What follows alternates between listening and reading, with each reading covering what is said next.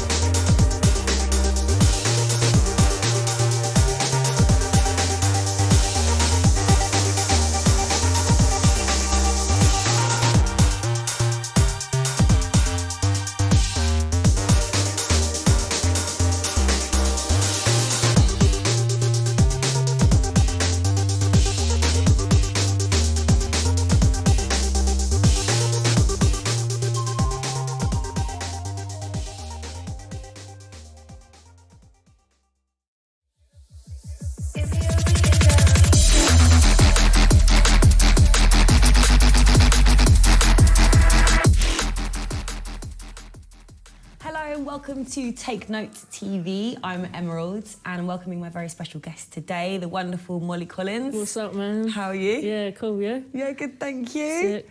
Let's talk about radio, as it's something that we both do, we have in common, we share a love for. And I want to talk about Kiss in particular. How long have you been on Kiss for? I think it's since 2018. I mean, I think. it could be wrong, but I know it's about 3 years this year.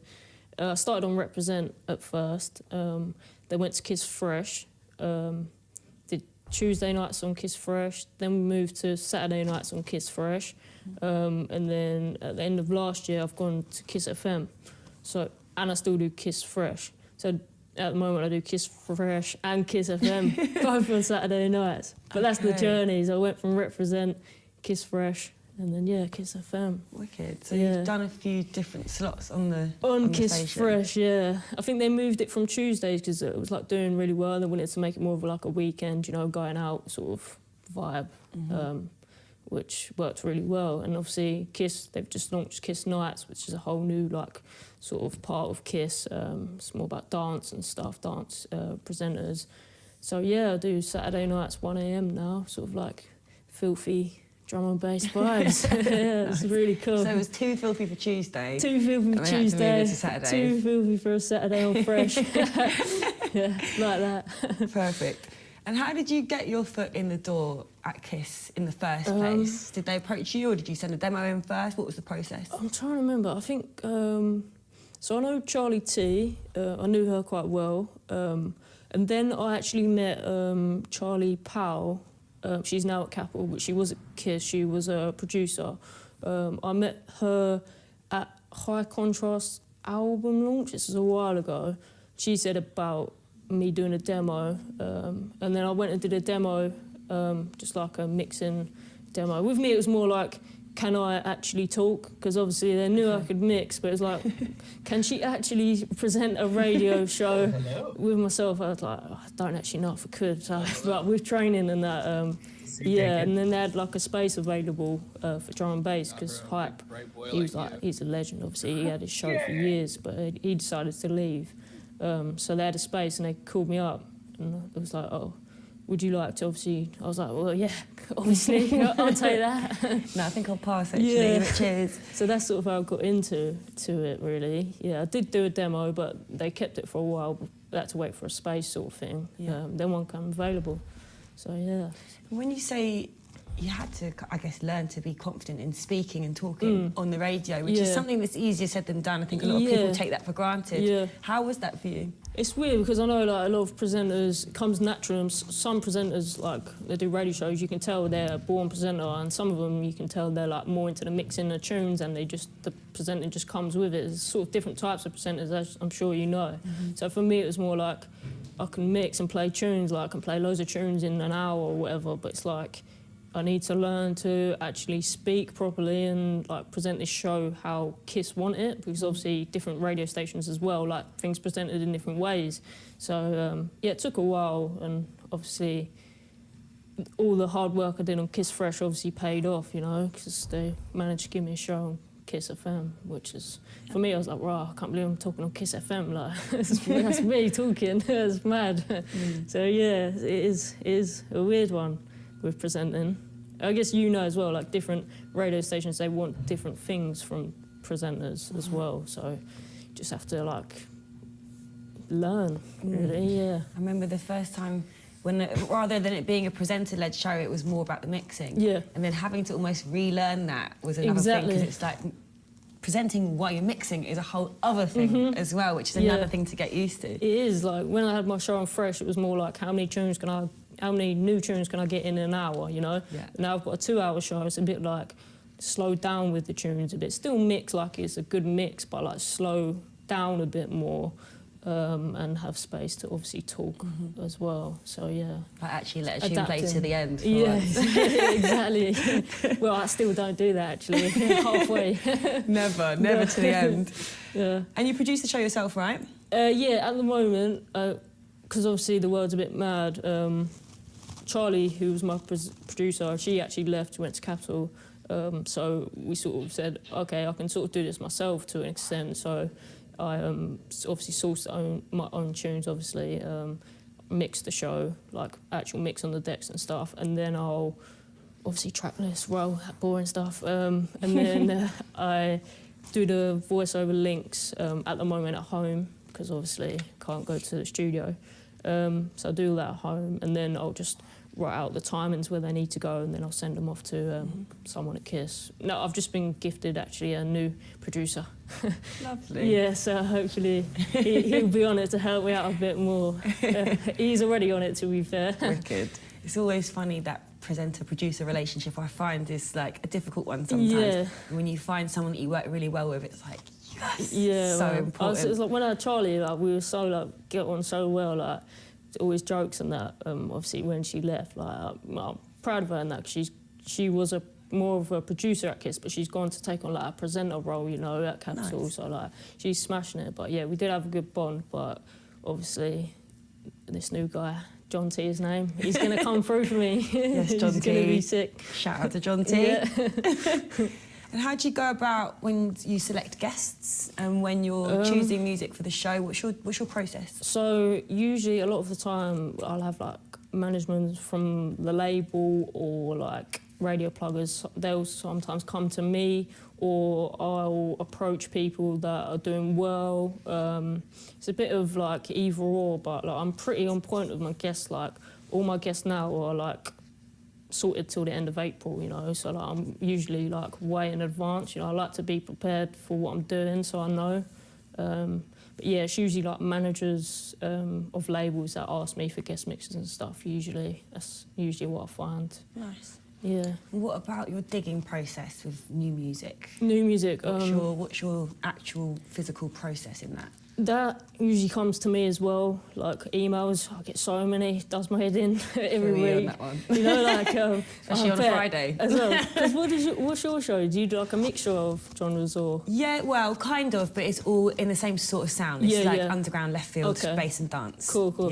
Yeah. So I imagine like mine's like drum and bass, but like, I imagine yours is a bit more than that. So for you, that must be crazy. Like It's even crazy. with me, with just drum and bass, I'm like, wow. Like some weeks I'm down to 80 to 100 tunes a week. Like it is mad. But I actually, hard drive space. that's, do you know what I was just about to say? I was having all my tunes like on my MacBook, and my MacBook was like no space. So I had to take them all off. I bought this like really shit Toshiba 3 terabyte thing from Curry's, just as like a storing. It's nothing else, it's just storing. I download my tunes on there, they stay on there just because it's got 3 terabyte. Did you know with record box, like as soon as you put it on an external hard drive, it's like, can't find this tune. And it's just like, what the hell, man? It's on there. But yeah, so I bought this like 3 terabyte Toshiba. So that's like my storing for the tunes. Nice. It's really slow, it does my head in. But just get so many tunes, you know, like when you're on the radio, everyone wants their tunes to be spun, and if they're good, like, you got to take them. Yeah, and so do you feel like, I mean, this is what I have, so many promos come through, so many producers and labels will reach out to you to get their radio airplay. Yeah. And you feel like you have to listen to everything because you might miss something really good. It's true, isn't it? Because Yeah. sometimes you get like a big label, like, and you're like, oh, well, you know that's going to be sick anyway, and then you get like someone like you've never heard of, and you're like, I'm going to check it out. You check it out and you're like, wow, this is sick as well. So you've got to check them all, really. Yeah, Cause you have to. You have to, man, definitely. And then what about your outreach as well? So a lot of music comes to you, but then monthly, when obviously if you have the time, how does that work for you in reaching out to maybe people that you want music from, but it doesn't come to you naturally? Yeah, so I'll just hit them up, basically, in the DMs. Yo, what's this tune, man? I want it for the show. Sometimes they're like, oh, you can have it. And then sometimes they're like, oh, you can have it, but please don't play it until, you know. And then once I'm like, oh, for God's sake, but got to respect it, man. Yeah.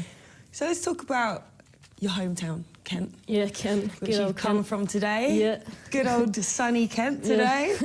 You've got a club residency in Kent, and it's on a Monday night. Yes. Which I want to talk to you about. Because Okay. what does that look like, a Monday night? So imagine like loads of crazy 18-year-olds like just drinking £1 drinks, throwing up like just Jaeger bombs, snake bites. That's basically what it looks like. That's all I can explain it as. Like, you don't understand until you go. Like, it's just a mess, but it's so good. Yeah. And are you playing drum and bass for that residency? Yes, I've been there 6 years, I think, this year. Like, sometimes I'll like not play for like a couple of weeks just to air it, but pretty much most of the time, like when the students are about as well, I'm there every week. We've got like my own room now. They gifted me like my own floor, which is like the middle floor, which is like bass and drum bass. I have like this guy called Panda. He's like a resident. He's really cool. He plays before me, and then I'll play like 12 till 2 or whatever. Sometimes I'll get like guest MCs down and stuff as well. Yeah, it's just carnage. It's just carnage. When it's full up as well, it's like, it's mental. Even me, like, I'm on the Jaegers sometimes, like, whoa, having a right good time. Oh, it's good to hear, because when I think of a Monday night, I'm thinking it might be a bit slow, but apparently not. Oh, no. It's the students, man. As soon as they hear £1 drinks and that, you know, and it's just, I'm not going to lie, the drinks, they're not great. You're just not going to get a Grey Goose, you know what I mean? It's like some dirty, I don't know, Costco vodka, you know. But we love it. We do love it. We love it. What do you think about weekday clubbing as a thing in general? Do you think it's something that should have a resurgence when we come back from this pause that we're having at the moment? Oh, I'm up for it, man. Like, if you got the time to do it, like people, I know obviously people work a lot more Monday to Friday, but if obviously you've got time, you want to go out and have fun, why not, you know? You know, if you're self-employed, like, every day's the same, so...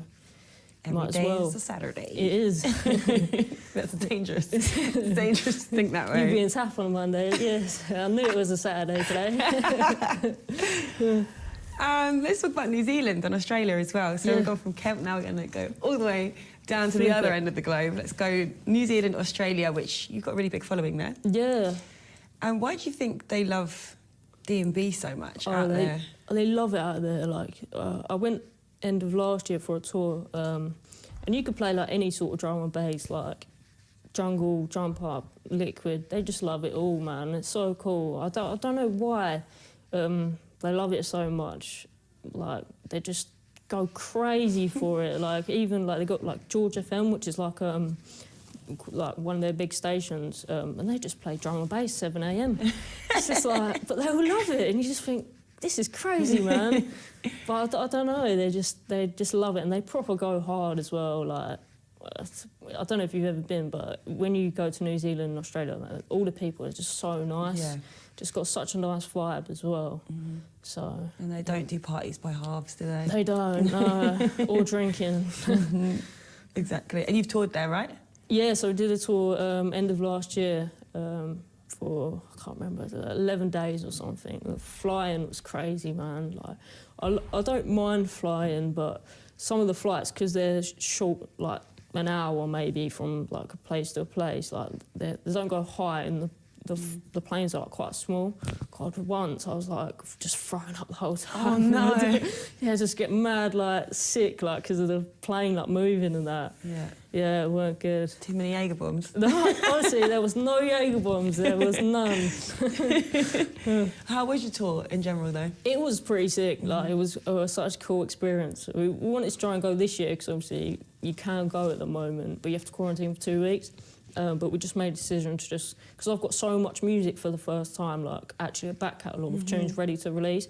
We just made a decision to like just wait, put out these tunes, and then maybe go towards the end of this year. But we'll definitely go again, just not sure when. Cool. Yeah. And you play a lot of big festivals. Yeah, yeah. A lot of mainstream lineups, but your music has quite an underground tone to it. Yeah. In contrast to that, how do you keep the balance between having that underground creative satisfaction that you must? I mean, I'm assuming you crave and want to keep like that, versus taking on big profile offers. I don't know. I think it's just a mixture of like when you do a set, like having them underground tunes, but then also having them commercial tunes. There's nothing better than like mixing a real commercial banger with something a bit filthy, and just then when they go together, like the reaction, because they don't expect it, you know. When the crowd, like, you think they start singing to this tune that they know, and then all of a sudden here comes like some absolute filth, and they just go mental. I don't know. I think that's the reason. So you've got a winning formula. Yeah, I think so. Nice. How do you feel like the music scene can be quite judgmental? Do you agree that it can be quite judgmental towards artists who do eventually reach a mainstream success or lean towards making more mainstream commercial music? Yeah, I think there is definitely that. There is that side of it, definitely, in all genres, I think. I don't know, like, for me, I don't feel like I've really got, like, the big banger yet where I'm going to start getting judged for, like, but a lot of my music is actually commercial, like, lyrics and musical, so maybe that will come that day for me, but I'll still love the filth. It doesn't matter. As long as you've got the winning formula. My sets will never change, you know? It doesn't matter. Wicked. want to talk about the current pause that we're in at the moment as well. We've all been on pause for quite a while now. We've had lots of time at home, we've had lots of time to reflect, which can actually be a really positive thing for creative minds. You were just saying a minute ago how for the first time you've got a massive back catalogue of music. I'm assuming that's because we've been on pause, right? Yeah, pretty much, because I've had loads of time. I wrote, I'm trying to think now because we've gone so far into this mad world. So like, I released my debut album August, which most of it was wrote in the sort of first lockdown period. And then I thought, well, I've done my album. I might have like some sort of crazy block here that I'm not gonna be able to write anything because I've just like wrote 12 tunes and put them out. But then like I started reaching out to like different vocalists and stuff, and all of a sudden I've now got like 8, 9 finished tunes. It's just like just keep going because there's nothing else to do like apart from obviously radio and putting your efforts into that. I've got a big dog which I like to go out and do things with, Albert, hold tight Albert, watch you. That's like, you just got to write music. Like, it is hard though, because like, you can't just go into the studio every day and think, I'm going to write a banger today. Like, it just don't work like that. You've got to be in some sort of like vibe or an idea in your head, like, oh, I'm going to write a tune like this, like. But yeah, I haven't, fingers crossed, I haven't hit the writer's block yet. I did hit it before my album, because it does happen, but fingers crossed, like, I haven't hit it yet, but it will come. It definitely will come. But we have got, like, 8 tunes finished, so I'm happy. Wicked. Definitely. You've got them stacked already. Yeah, they're stacked, man. And you built a studio, right? Yeah, we built a studio. In the garage? In the garage, yeah. How did you go about that project? Were there any things that were your priorities in making sure that that studio had that? Like, tell me about the process of building it. For me, it was more like just having a space that wasn't in the house I could just go and escape to. Because we bought like our first house, we bought it. It had like a nice garage area, so put like loads of time, effort, money into it. It was more just about having like one vibe down one end, so like studio, make tunes, sort of like a mixing area for like when I do my radio mixes or whatever, and then sort of like a chill out area. For me, it had to be a vibe, like an area where I could just create, chill, and have fun as well. We've tried to make it a bit acoustic-y, but yeah, we didn't really go too much into that, because I'm not really into, like, with music with me, I'm not really into, like, oh, that snare needs to sound like this, or the room needs to be acoustically like this, you know. For me, it's more just about the vibe and, like, the musical side of it, really, as a producer. I thought you were going to say the filth, then. If you want me to throw that in there, then the filth as well. Of course, the filth, of course. How many times I say filth in this video? It's going to be one of them things, the memes, do a shot every time. Oh, you learned to play the piano? Yeah. As well? Really well? Yeah, well, I tried, you know. When I first started, it was a bit mad. Like, I thought, God, I'm never going to get this. But I started to learn, like, theory and actually doing it like as if I'm doing exams. I did like my grade 1, passed that. It's the most scariest thing I've ever done, honestly. I've done it too. Have you done it? You know I did grade 4, it's terrifying. Terrifying. Mate, you know, like when you play in front of like the crowd, it's like, yeah, but then when you get like, you've got this one person that's sitting there like proper sick professional player, like judging you, it's just like, oh, see, it's proper nerve-wracking, isn't it? Yeah, sight reading, it's mad. That's the most terrifying thing, I think. It is mad. Yeah. So I was meant to do my grade 2 at the start of lockdown. Obviously, I couldn't do it, so just waiting for it to go back to normal, and then I'll carry on with my lessons, really. But apart from, like, I'm only doing, like, the exams to sort of help me theory and, like, reading, because eventually I want to, like, do a live show where I can play my tunes, like, live sort of thing. But, yeah, as soon as I started learning piano, like, it was so easy, like, not just be able to hear if I was in key, but actually knowing to write in keys, you know, when you write tunes, because like, it's a big step, because if you don't know about that, then you never understand why it's not sounding right, if you know what I mean. And is that why you chose piano in particular? I think so, yeah. Like, I think that's pretty much why. It's now, like, all my tunes pretty much have piano in them. They don't have to, because you can write whatever you want in a MIDI and change it to a different sound, but piano is just, there's something about it for me. I don't know why. In terms of the pause and coming back after this is all over, there's kind of a light at the end of the tunnel at the moment, which is great. What changes would you like to see in the industry when we come back? Is there anything you're like, this needs to be different? Is there anything you want to leave behind? Is there stuff you want to see new at all? I guess like maybe just like more, like, you know, when you see like the festival lineups, and some of them are like pretty similar to the year before, you know, like maybe just like a few more like newbies that are killing it maybe on the lineups or something. That would be quite nice, because you always see like year after year, you see like some of them are pretty similar, you know, from the years before, so they're always booking the same sort of people. So maybe like some of the guys that have been killing it, guys and girls should I say, it's not excessive, guys and girls that have been killing it within this period, whether that's like they've released like a good tune, it's done well, or like they've been killing it on the live streams or something, like just maybe be nice to have some of them on the festival lineup. So yeah, I guess so. Nice. Don't really know what else. That's probably it. Yeah, more filth. More filth. Way more filth. Let's talk about gaming and VR. Gaming, as yeah, well, okay. because TDV's going on, Tobacco Docs Virtual, that VR experience. Are you a gamer? I do game. What do you play? Fortnite. Yeah, Fortnite with the kids, yeah. Wicked. I do play Call of Duty sometimes, but I'm just really bad at it. And when I play Fortnite, I'm pretty good, you know. I can get like 10 kills a match, so got to play Fortnite. You've got to stick to what you're good at. Yeah, exactly. What do you find satisfying about gaming? I don't know, I think gaming's a weird one, isn't it? Because like it is fun to play, but also you can get frustrated with it, like when like things don't go your way. So I think it's just fun, isn't it? It's like there's no stress about anything. You're just having fun on gaming. Like if you do music or something, it's fun, but then you've always got these worries about, I don't know, what it's going to do for you, or is it going to go well, or whatever. But then when it's game, it's just like, yeah, kill him, yeah, build the wall, build the wall. You know what I mean? That's what It's like. escapism, isn't it? Yeah, it's just a bit of fun. Yeah. Do you think that music events like Tobacco Doc Virtual, interacting with the gaming world, do you think that's going to be attracting a gaming audience to music, or a music audience to gaming, or both? Maybe a bit of both, yeah. I haven't really read into the VR stuff about it, but I definitely want to check that out, man, because that's pretty sick to be able to do that. Like, I know Fortnite, sometimes they'll have, like, I think maybe they had Steve Aoki once on this little stage or something, which is well weird. But, yeah, I think, like, when you cross the music with the gaming, I know, what's that one where they do with the cars as well? I know Monster Cat always do it with I can't remember. Is it the football car one? Yeah, that one. What's it called? I can't remember.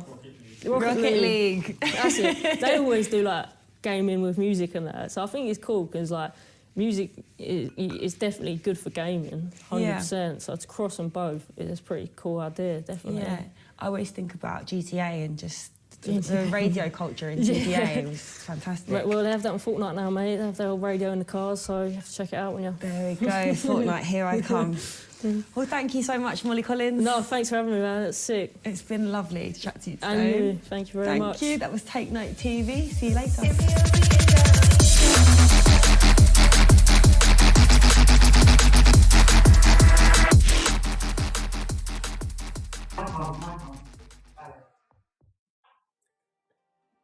Hello everyone, thank you so much for joining me. It's nice to see all your lovely faces, your digital faces, your avatar faces in the room with me. And sorry guys, that wasn't Helena Starr and Alicia, that was actually the lovely Mollie Collins. You can catch her set tonight on the UKF stage. As we've established during this interview, you can expect some pure filth. Great advice to all the DJs out there who want to keep it underground, but also embrace mainstream success. It's Mollie's winning formula to keep her audience guessing.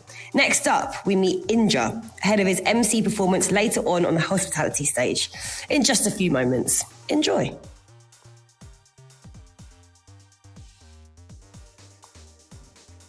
Okay.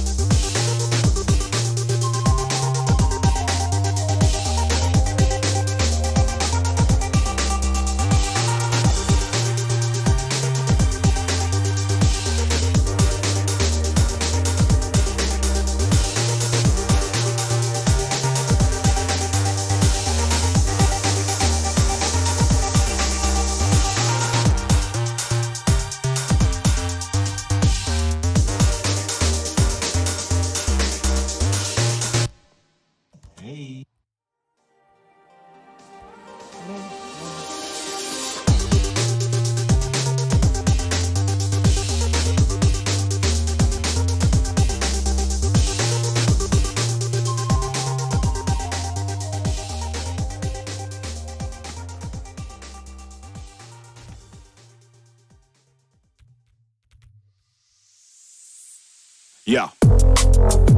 Stay alert.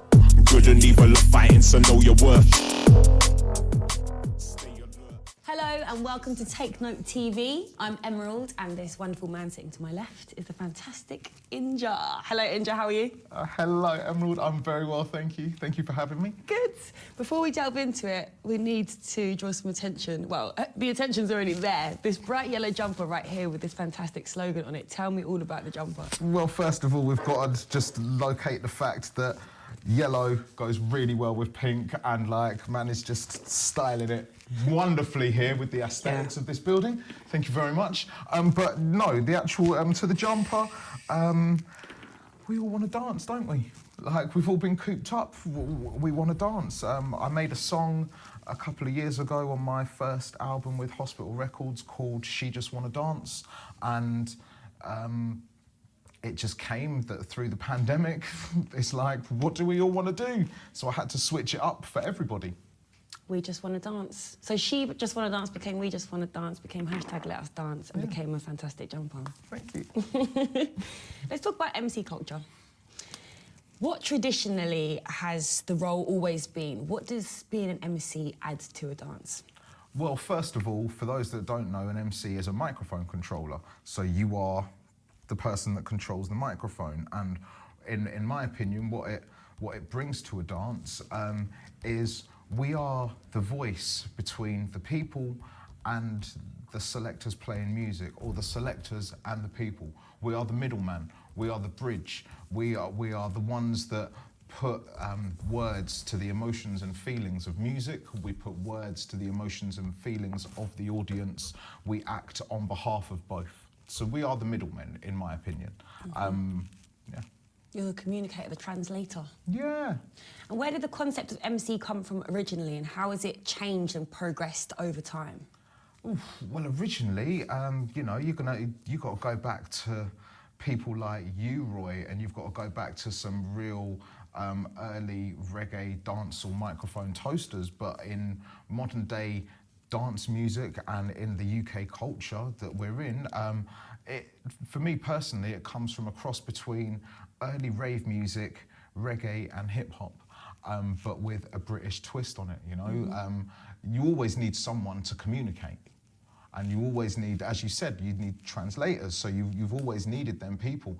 Some aren't into it, some are into it. There are styles of music where it works, there are styles where it doesn't work, but actually, when you have the right people in their positions, it can be the tipping moment to any audience or crowd or atmosphere, and you can be the one that really makes sure the cooking pot explodes and everyone gets that euphoric joy from the scenery and the places that we are in and the places that we get to locate and do these things.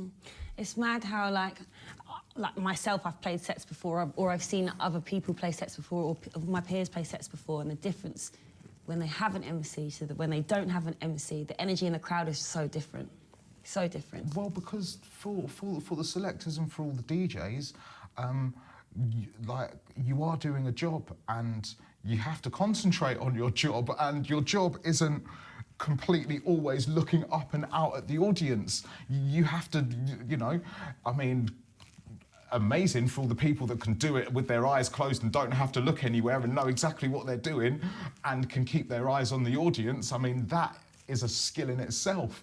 But actually, like, you know, most people don't realise that the travel, the extent of what people have to go through to be on stage. So everything that's happened before you're on stage, and you've lived all of that life up to being on stage, and then all of a sudden you're on stage and you've got to work and you've got to entertain, and you know, like, for those that don't look up or concentrate enough on the audience, like, you know, with life and everything, that's where people like us come in, and we just give them that extra boost. We are the eyes, we are the extra eyes, we are the extra ears, we are the voices. Mm-hmm. And how do you, as Inja, when you're emceeing, how do you approach things differently? Like, what is it about you that makes you you as an MC? I think one of the things that makes me me is I try to make every set original for everyone. So, you know, lots of people, like, you know, let's go back through like the databases of our brains. So lots of people that do this job, they have lots of lyrics, they have bars, they'll have potential songs in their head that they know they can structure and put over any music at any time.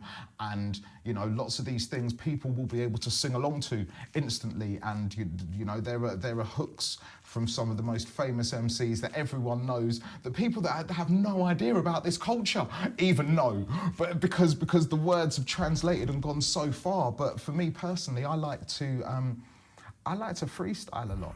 Like, so one of the things that makes it even more personal is when you can turn around and let everybody realize that this moment has been and is being created for them here right now, and it will not be duplicated, because it can't be, because to have the exact same moment, you'd have to have exactly everything in the same place, and we all know that it doesn't work like that. And as much as you are a master of freestyling, you are a writer as well, and you are a writer predominantly.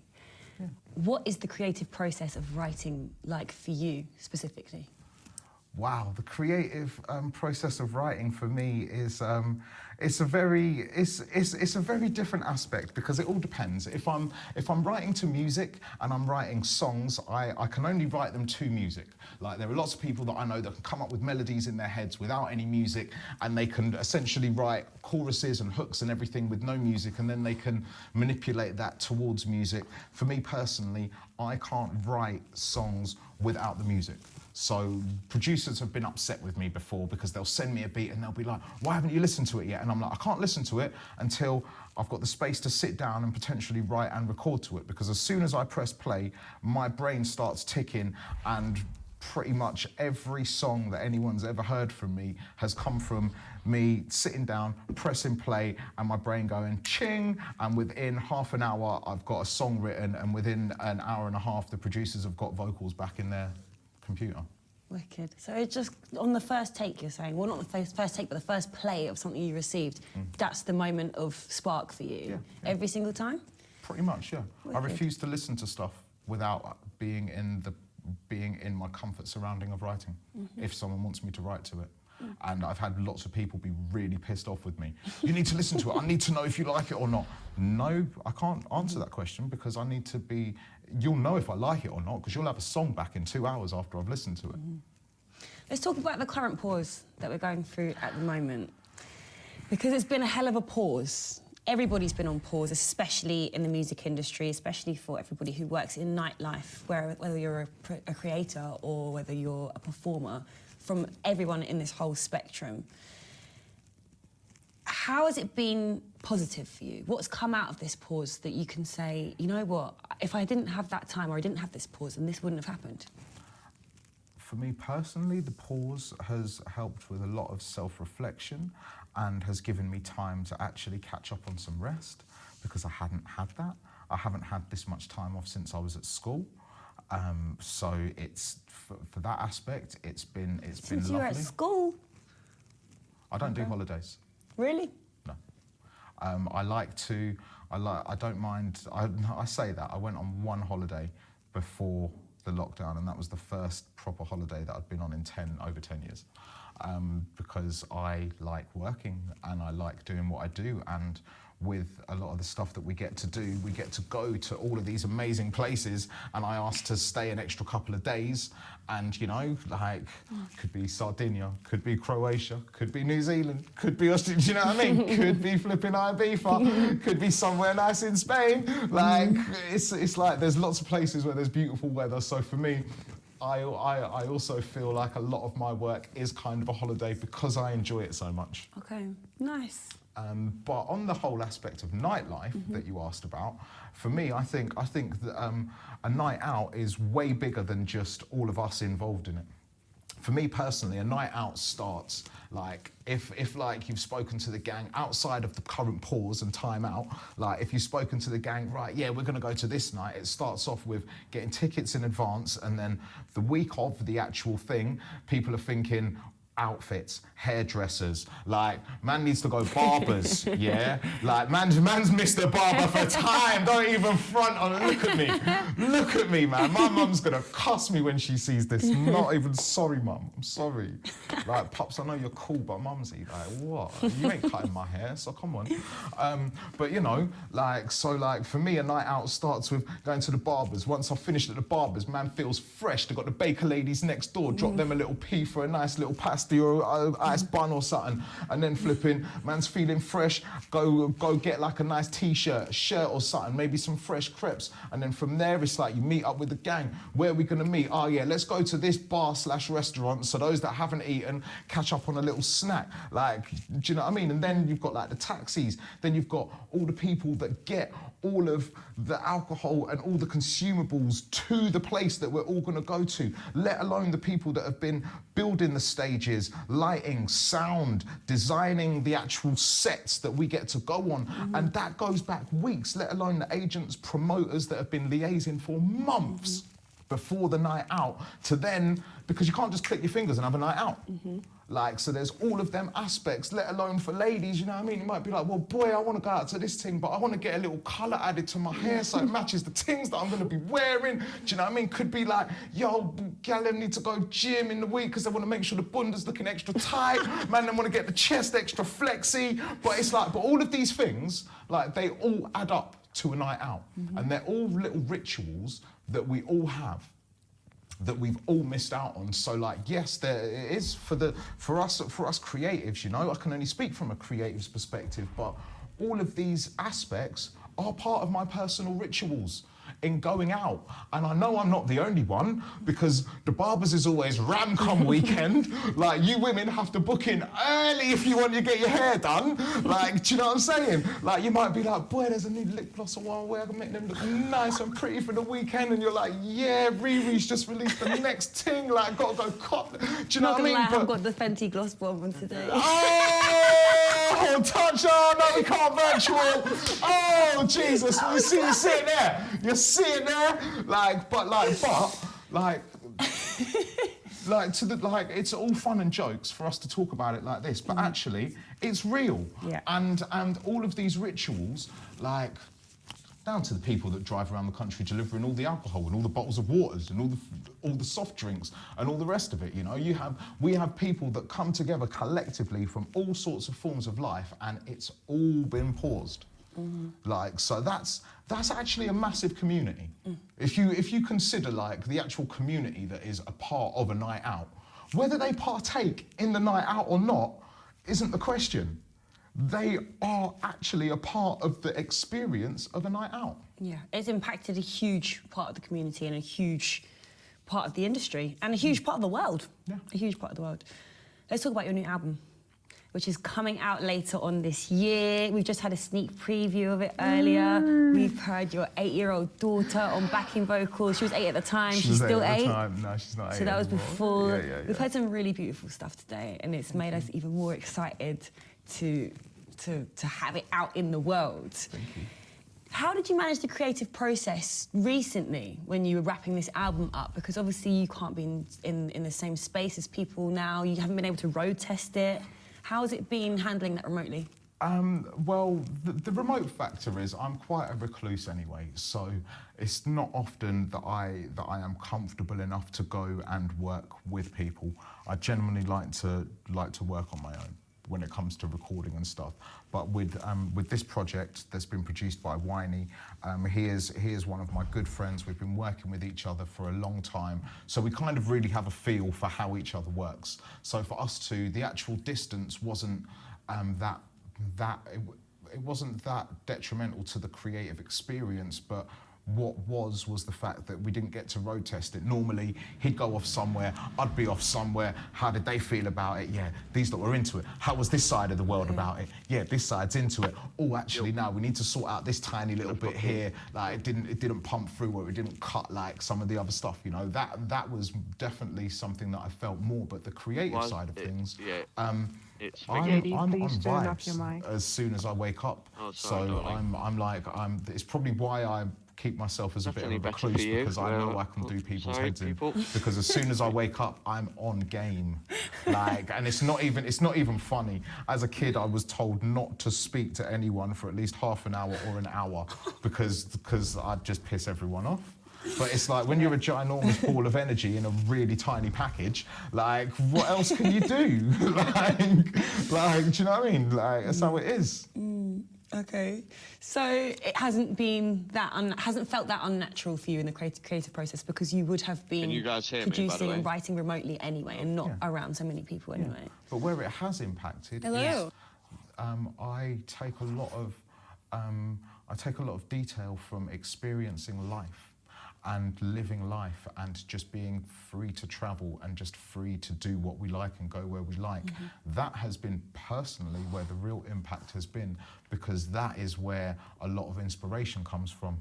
Might have just popped into a coffee shop for a coffee, and someone I've seen something or heard something, or, you know, I've eavesdropped on something I shouldn't be eavesdropping in, and I'm like, oh my God, that's a hook right there, you know. Man's gone with that one. Like, but it's like, you know, like, so all of these things that like exist around us, for me as a writer, that is the food that nourishes me to produce. So on that aspect, that's where it's been difficult. Okay. And it's coming out on Hospital. Yes. Hospital is an independent label. What do you think the benefits of Hospital being independent are versus, like, say, the A&R process of a different major? What are what contrasts?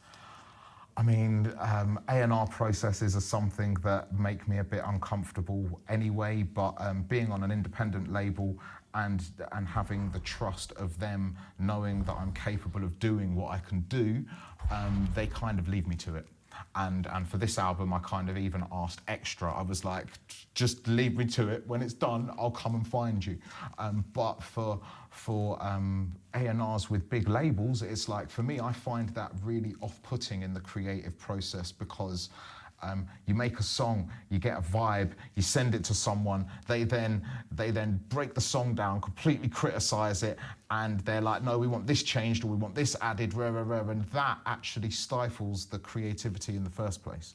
All of the reasons why people are signed, whether it's to majors or independents, is because someone has seen something in them that they've done.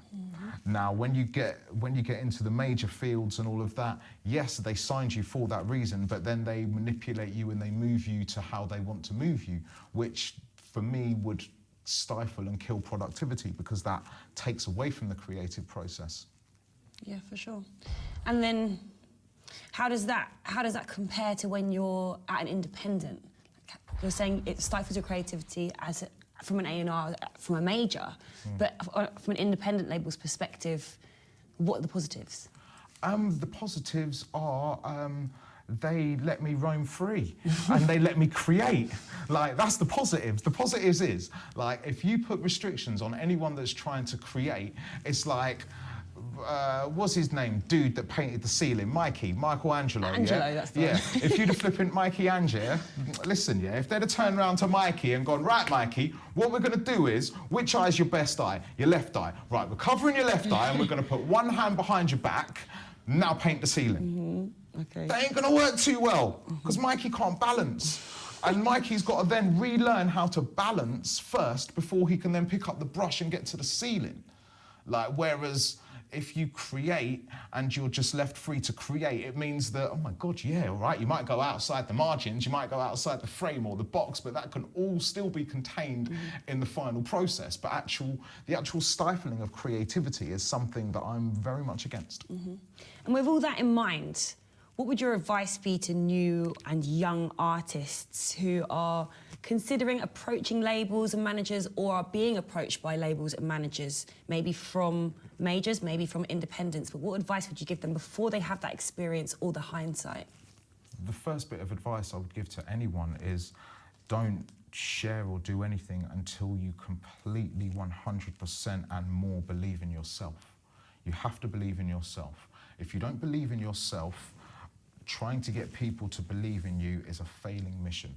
If you believe in yourself so much that you don't actually care what anyone else thinks, by the time you get to the point where you don't care and people can see that, and some might be like, oh my God, that person's really cocky, like they're not taking my advice, whatever.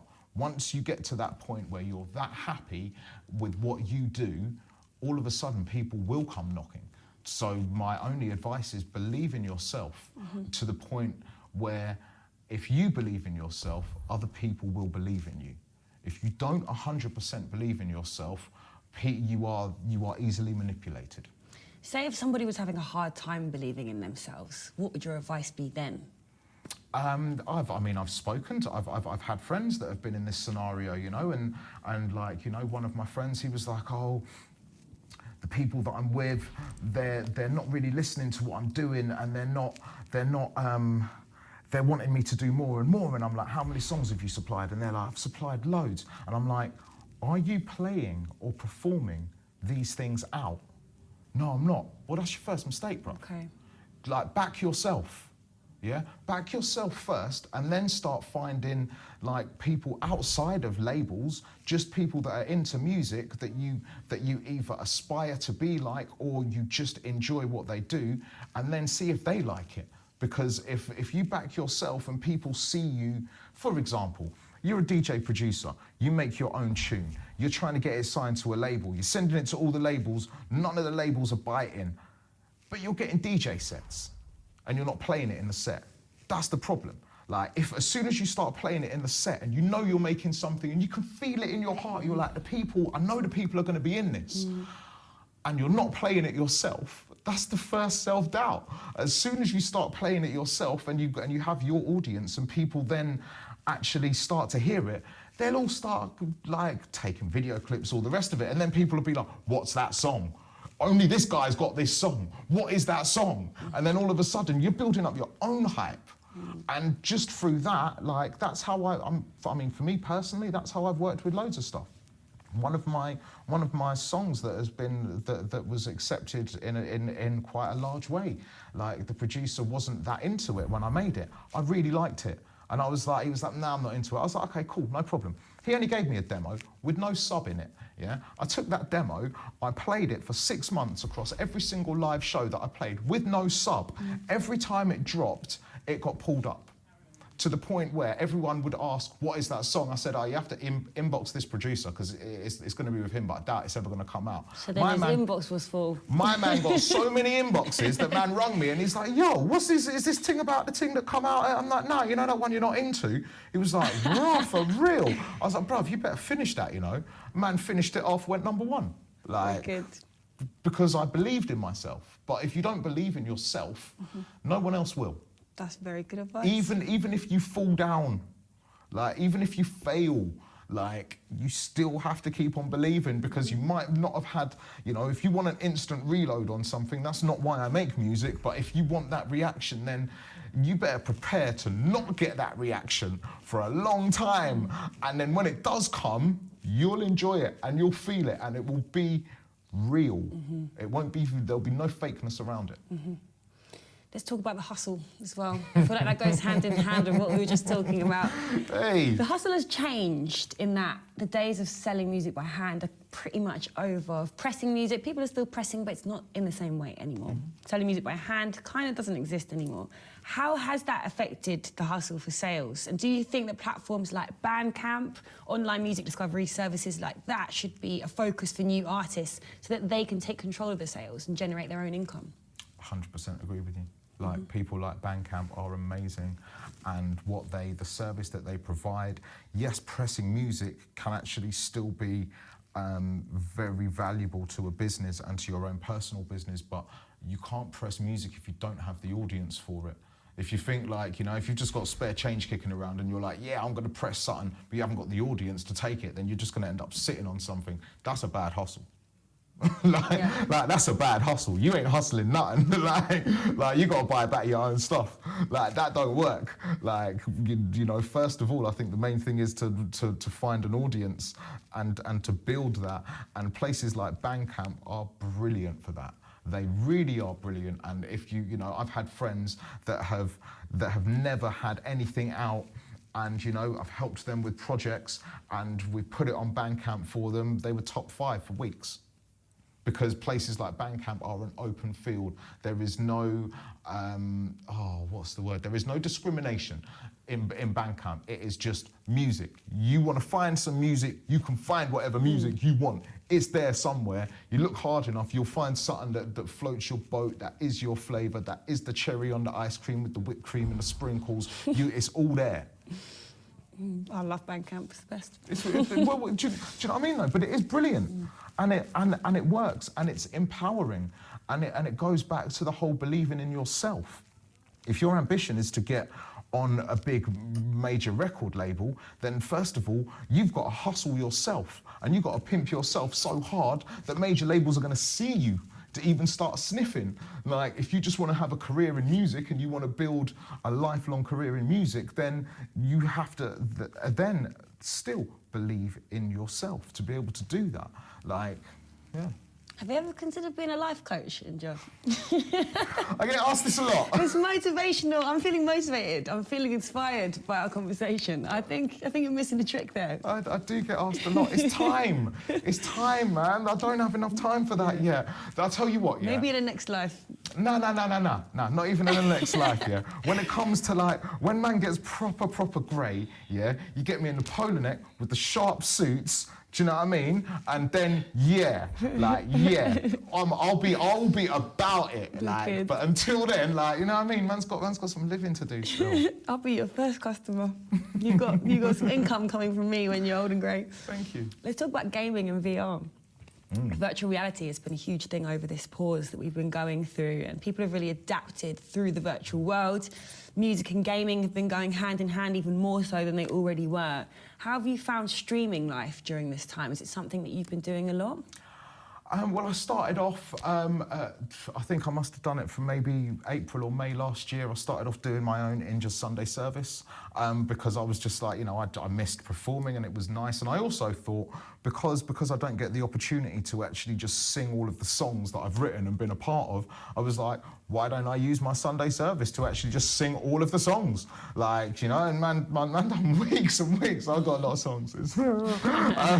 But like, the streaming from home, it was cool. I don't mind going and joining some live streams as long as they're live. I'm not really that into the pre-records. The live ones are cool. They still don't give me the euphoric feeling of performing, but it's something that's relatively close, which is nice. I think the way music and gaming goes hand in hand, like it's an age-old match. Them two been married for a hot minute, and they're a good couple.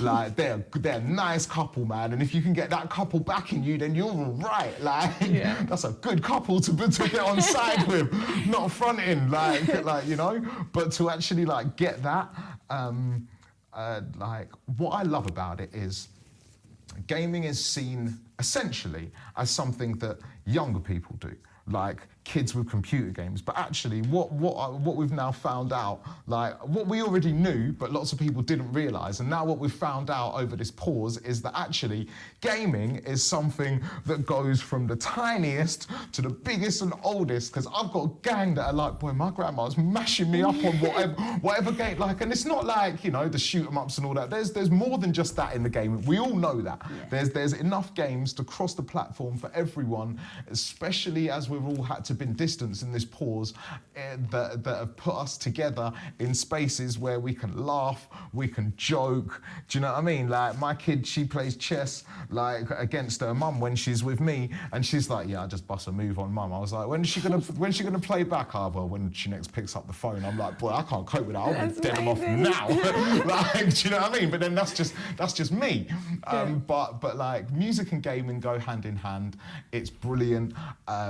And yeah, I think it's just shown people even more. And with now how it is, I've seen it as a way that lots of my friends communicate. I don't really do it because I'm like, they never let me play the games in the first place because I was always rubbish and I'd lose all their lives. So I just used to sit back in the corner and write while I'd sit back writing bars and raps and songs or whatever while they're playing games, and yeah. Other than the live aspect of streaming, just to take it back to what we were talking about before, what else can someone do as a DJ or as a producer, or even someone like yourself who wants to perform their own music? What can they do to make it as exciting as it could possibly be, and try and get that euphoria you were talking about that you experience in a live show? What else can they do other than just making it live? What are the tricks? I mean, first of all, I'd have to think about setting, like, yeah, right, could be your living room or your bedroom, but that's your stage. Make your stage, man. Like, if that's the image, if that's the view, like, how it works. If that's the view that you're putting out onto the world, make your stage. So when you are seeing your reflection back while it's happening, it makes you smile and makes you happy because you're like, yeah, actually, might be my room, but my room looks sick. Like, do you know what I mean? Like, so I think your stage is something that you should definitely always try to look at, and then from there,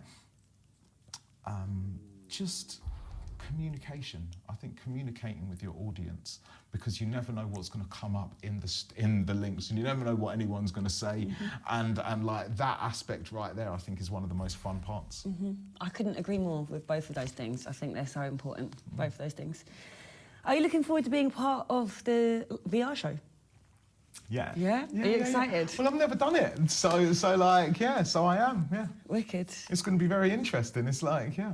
I haven't got the goggles or nothing like that, but I'll be a part of it. You can watch me through them. I'd love to have the goggles and go through everything. Do you know what I'm That'd be amazing. I hear about all these things and I'm like, yeah, I'm in there. I ain't seen them, but I'll be in there. Yeah.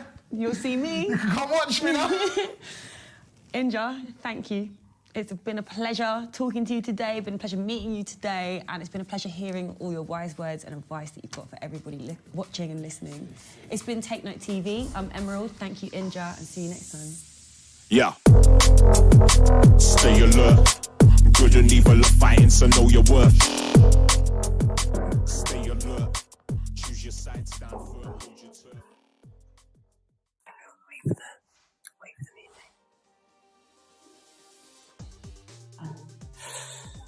It's so nice to see you all here in your fantastic outfits. Thank you so much for joining me. That was Inja. What an absolute guy. I think I'd actually like him to be my life coach when he's finished tearing it up at drum and bass raves all over the world. His attitude is inspiring, and it's true. You have to believe in yourself before you can expect others to believe in you. That's good advice for anyone in the industry, so thanks, Inja. And thanks for recognising all the overlooked roles in music who have been affected by this current pause. Shout out to all the sound engineers, tour managers, lighting designers, and all the other behind-the-scenes heroes who couldn't run this music event without them.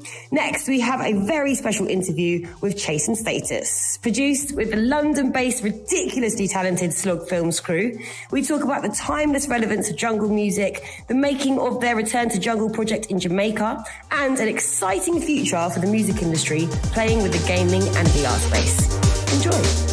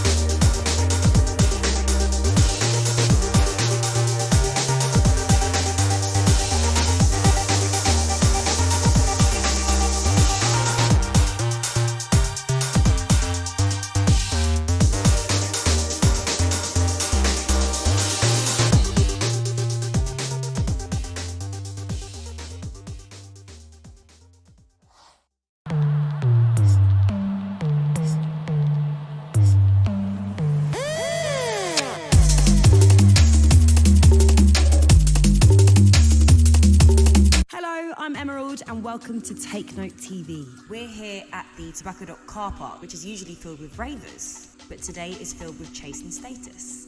Hello guys, how you doing? Very well, how you doing? Thank you, nice and cold? Very cold, thank you. Very cold. We're here preparing for the launch of Tobacco Dock Virtual, where you'll be hosting a room as Return to Jungle. Let's talk about Return to Jungle as a project and the birth of it.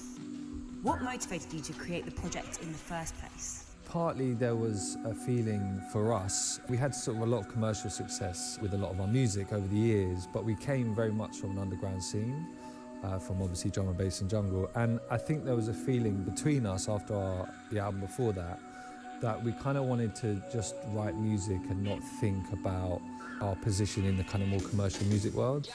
And just as corny as it sounds, just literally going back to why we did this in the first place. So it was just a kind of self-indulgent project of let's just make music that we grew up listening to, that was the source of inspiration for everything we're doing.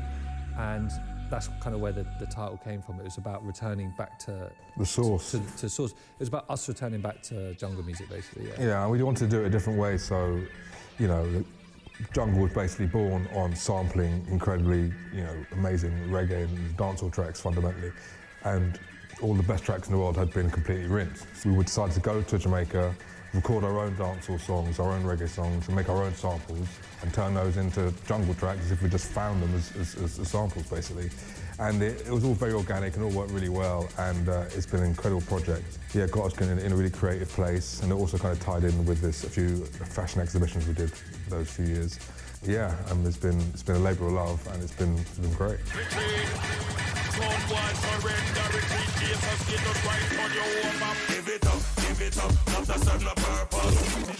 What was unique about the music that was being played by Jamaican artists when you were creating the project? Did you learn anything by doing it this way round rather than how you were doing it before?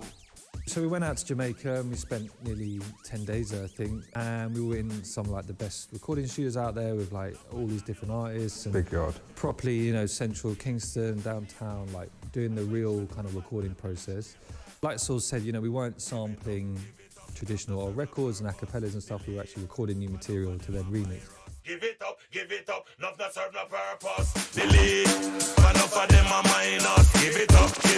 And I think the thing I took away from it, I mean, we've been to Jamaica before, but never like working in studios like that with artists. And I think my biggest takeaway was just the work ethic of recording artists there. And we worked with recording artists all over the world, but I think in Jamaica, more than ever, I just saw how fast people work, how business they are about the work, and how serious they are just getting stuff done and getting stuff done quickly. And we worked with like 20 different artists while we were out there on 7-8 days. It was a really nice thing to see. I think we took a lot from that, just, you know, how important it is to be very business when you know, it is your living, what you're doing. So you haven't got time to sit around and spend 2 or 3 days getting to know each other. Get in, play the beat, let's get down to business, and 2 hours later you have a track. And it was a wicked way of working, and I think, yeah, it was really there were inspiring. kids queuing up. You know, there were kids who heard like people were in the area, and they were like, well, yo, let me spit. Just give me 16, give me a minute, let me show you. Which is kind of different to a lot of people saying, oh yeah, I'll be there maybe 2 o'clock, shout you. Yeah, you know? they were passionate. They were really on real it. passion. And it's a real pleasure to see, man. Yeah. And it's exciting from the ground up, and like the hunger for the music, and it's ingrained, and it's natural. It was inspiring, of course, and hopefully the record did it justice. And going from what you said about how Jamaican artists work very differently, their approach is different, they're a lot hungrier, their turnaround is a lot faster. Do you think it's changed the way you work at all? Do you think your perspective and approach has changed when producing music? Not really, because we've always kind of embraced that as well. We've been fortunate enough to do a lot of work with lots of American artists as well, and they also have an incredible workflow and work ethic. It's all about just getting it done, making that link. Let's do it. You got an idea, you got a beat, let me hear it. I'm on it. Let's go. Like, and I guess it's all fundamentally, maybe it's all come from Jamaican culture. Thankfully, I think we've always had that kind of drive. Fortunately, we work with similar artists who have the same kind of drive as well. So who are the slow ones then? Just Londoners? It's not slow. Like sort of the Americans do lead the way in that as well. Like it's inspiring to see. Yeah. You know, recording studios out there like factory lines. You know, and if you're not finishing your track a day, it's kind of like, what the hell are you doing? At least a track a day out there. So it is changing a bit. You know, Brits are equally good and they do things differently. You know.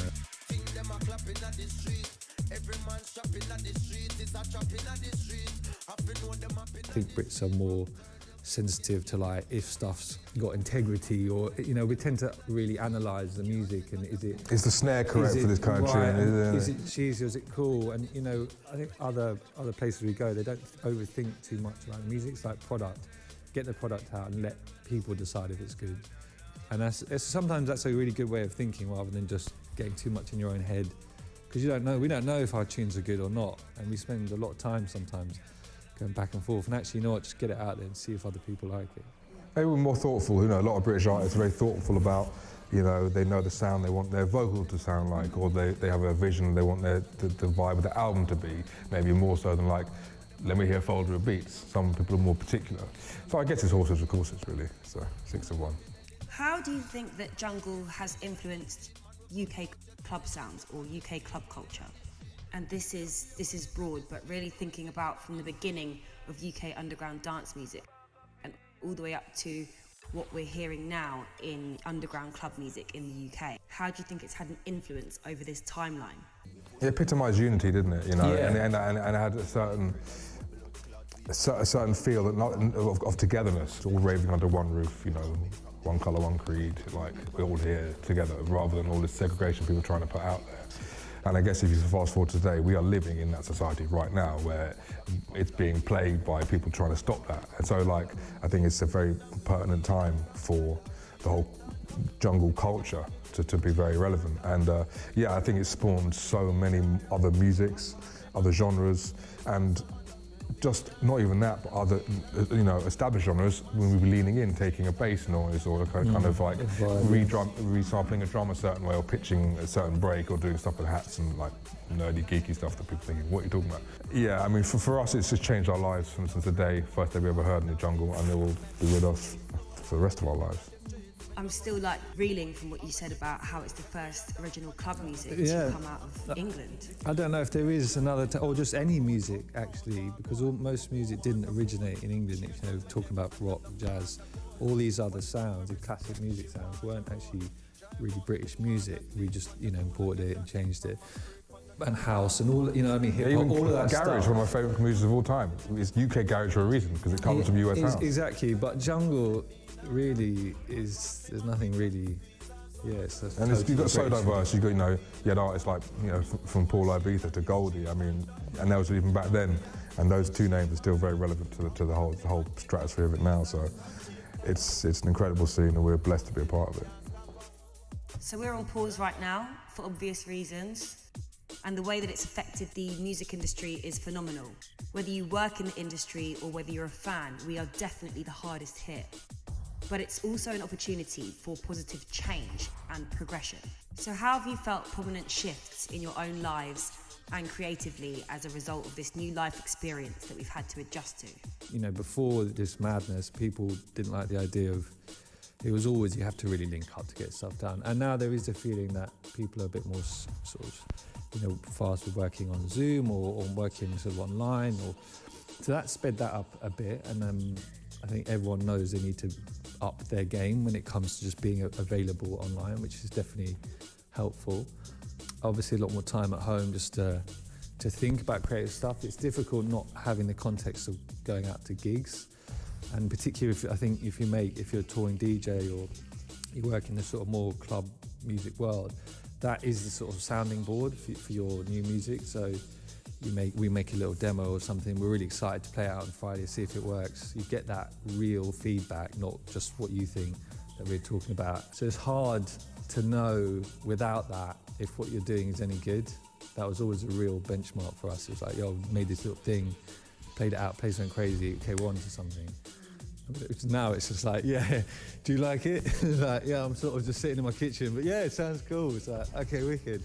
Well, I think to start with, like many people, wasn't feeling particularly creative or inspired because it kind of like saps it out of you. But then personally, I've been feeling very creative and made a hell of a lot of music. So I'm very excited and positive about how we're going to be moving forward. But it has been a deep one, and I think when you DJ regularly, I can't even think how many times a month, for God knows how many years, non-stop, and I haven't taken a break for like 18 years or whatever it is.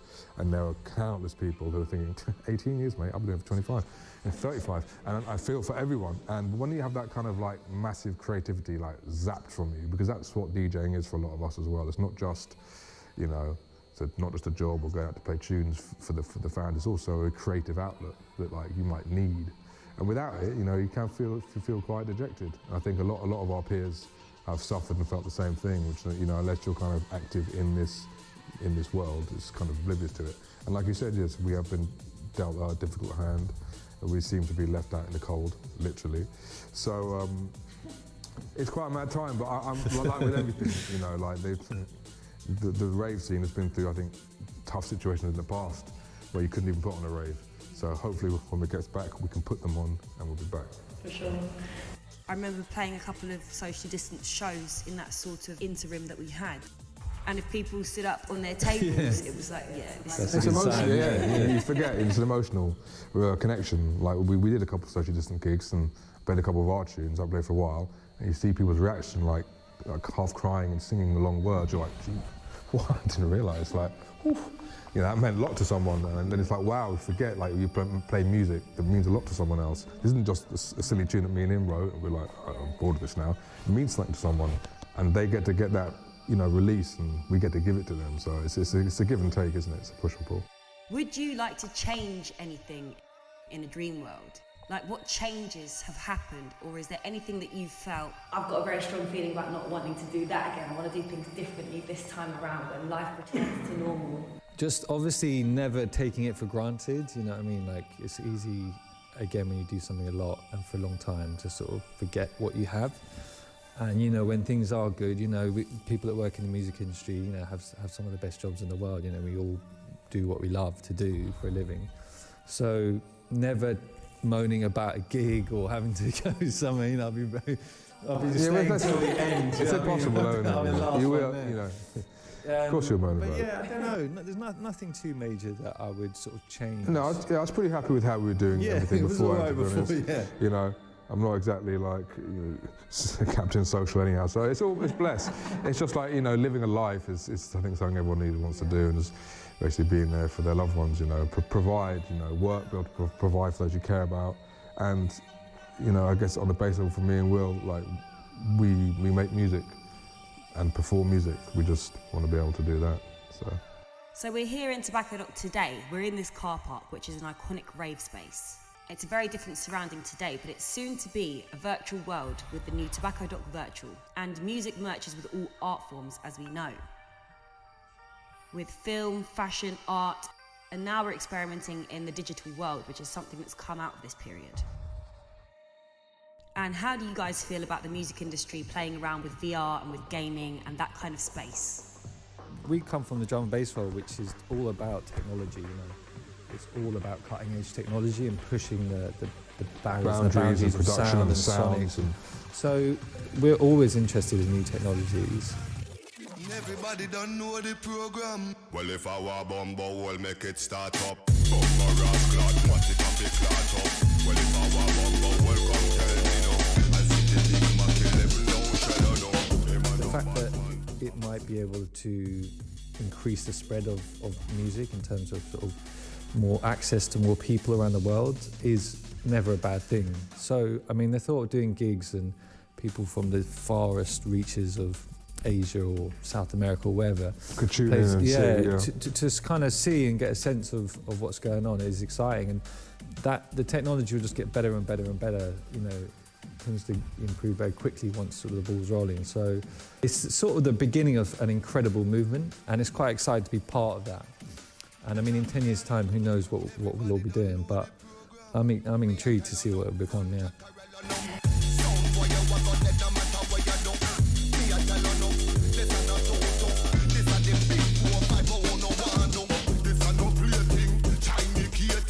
anything about this concept in particular that you were particularly attracted to? I'm not that versed with many others, to be fair. Yeah. But just the whole concept as it is, and does seem, like Will said, exciting to be on the cusp of something brand new technology. And like I said, if people can get even just a semblance of a feeling of the interaction they would have had from being at the Tobacco Docks with their pal, like hearing a tune that they liked, nodding over and getting that kind of... If they can even get half of that through this, it's an absolute win-win situation. And if it's just day one and they can get that, then who knows what the future will hold. I think it's an exciting venue to do it at as well. I mean, there's it's such an interesting venue, and we've been here a lot, as ravers and as DJs, and it's, it's such a unique space of different places you can go, whereas maybe just a traditional club or something wouldn't be as exciting. So that drew us to this, definitely, when we heard about the venue. How are you guys going to experience this yourselves? Are you going to have a couple of drinks? Are you going to be with each other?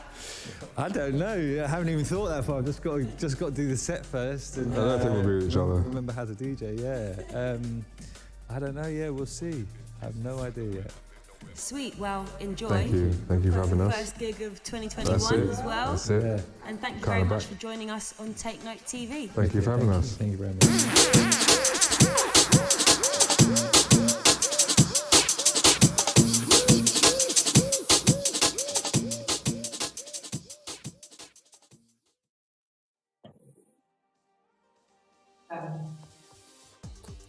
It's so nice to see such a massive room full of all of your fantastic avatars. Please do come closer so I can see you all up close. Shouts to Lego Man on the sofa over there. Nice to see you again, mate.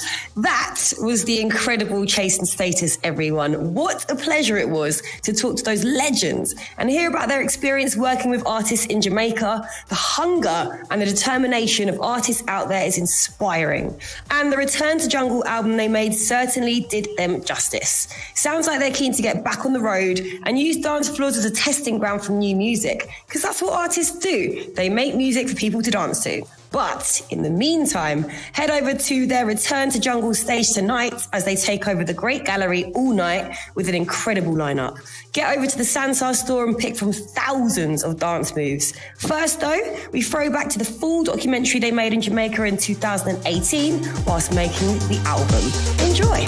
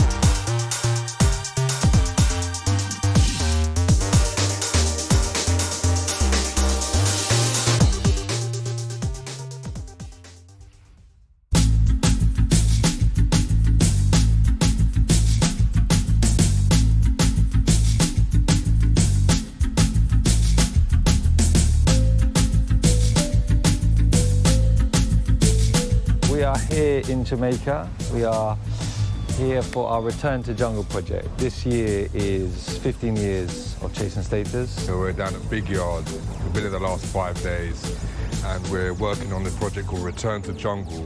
We are making music that was the original inspiration for why we started making drum and bass and why we got into music in the first place. We have fashion exhibitions where we show my Moschino collection and talk about street style and culture, what it means to us, where it's come from, and we are returning to jungle, which is our first love, our bread and butter. Jungle drum bass is why we're here in our careers, and we've come back to a place where we just want to make jungle again.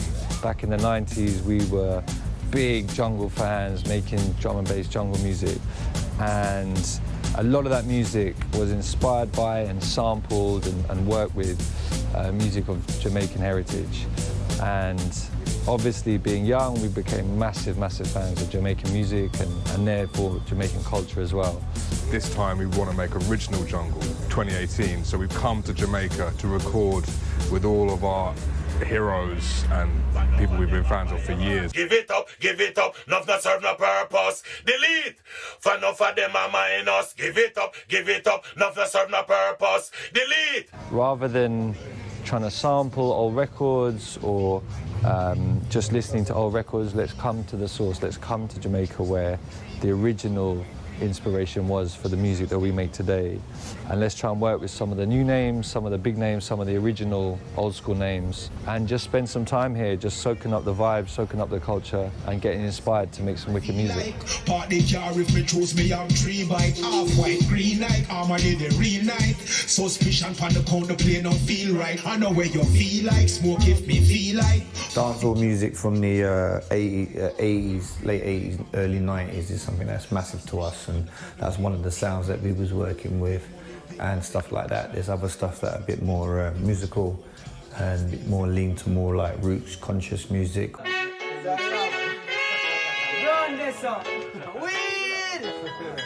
Jungle music is deep rooted in reggae and dancehall. Our culture in the UK, street culture, is mirrored from here. All of our slang and the way people dress, everything comes from this culture.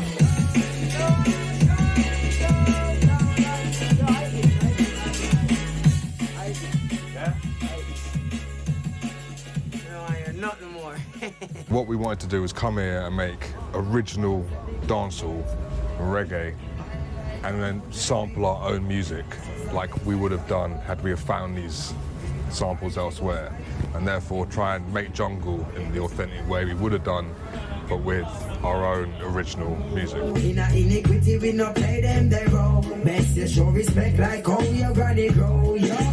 Got someone a lock up every tourist station. Woman them a follow everywhere we go. Baseline so sweet make them waistline go. Love and unity is all that's oh. Yes in a Kingston town, where the good vibes go. Yes in the West Indies, love and unity is always strong. Yeah, love, love, love, love, love, love, love, love,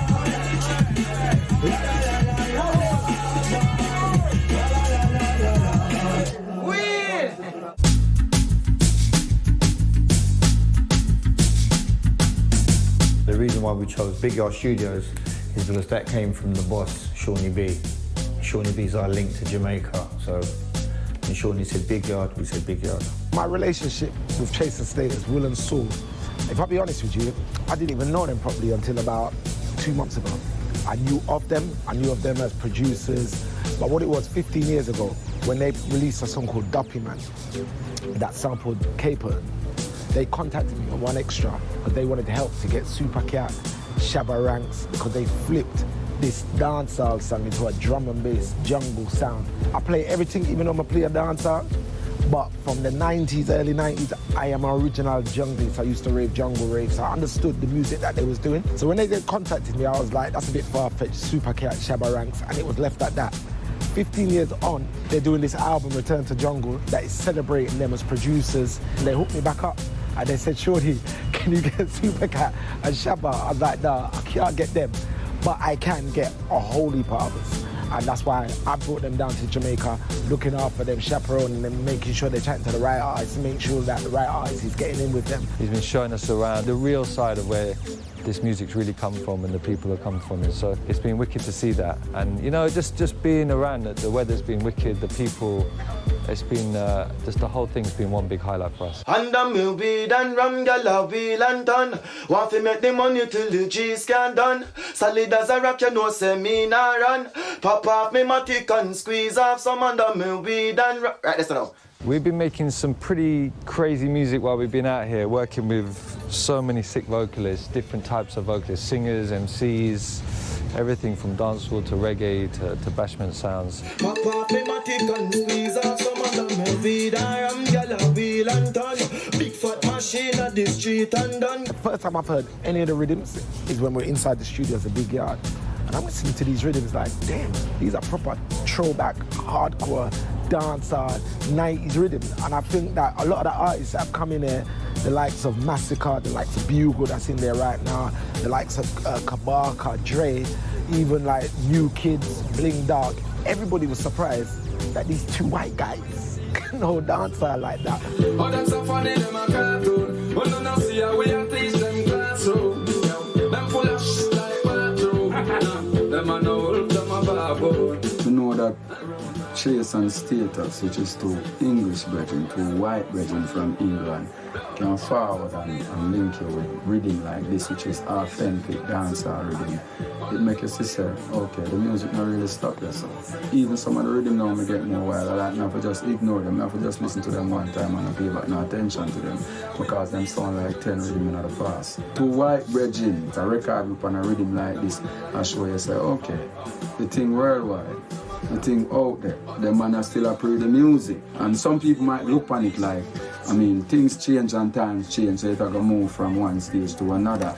But if you don't surpass the stage that you're moving from, you now move.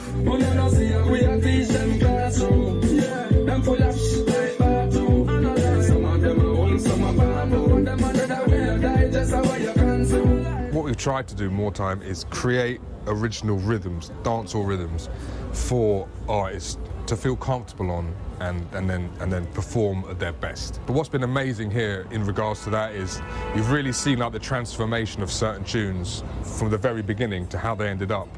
Like we did a tune with Kabaka Pyramid, and the tune started off in my bedroom, a Barrington Levy sample, little jungle tune, sent the stems over to Will that's now over here.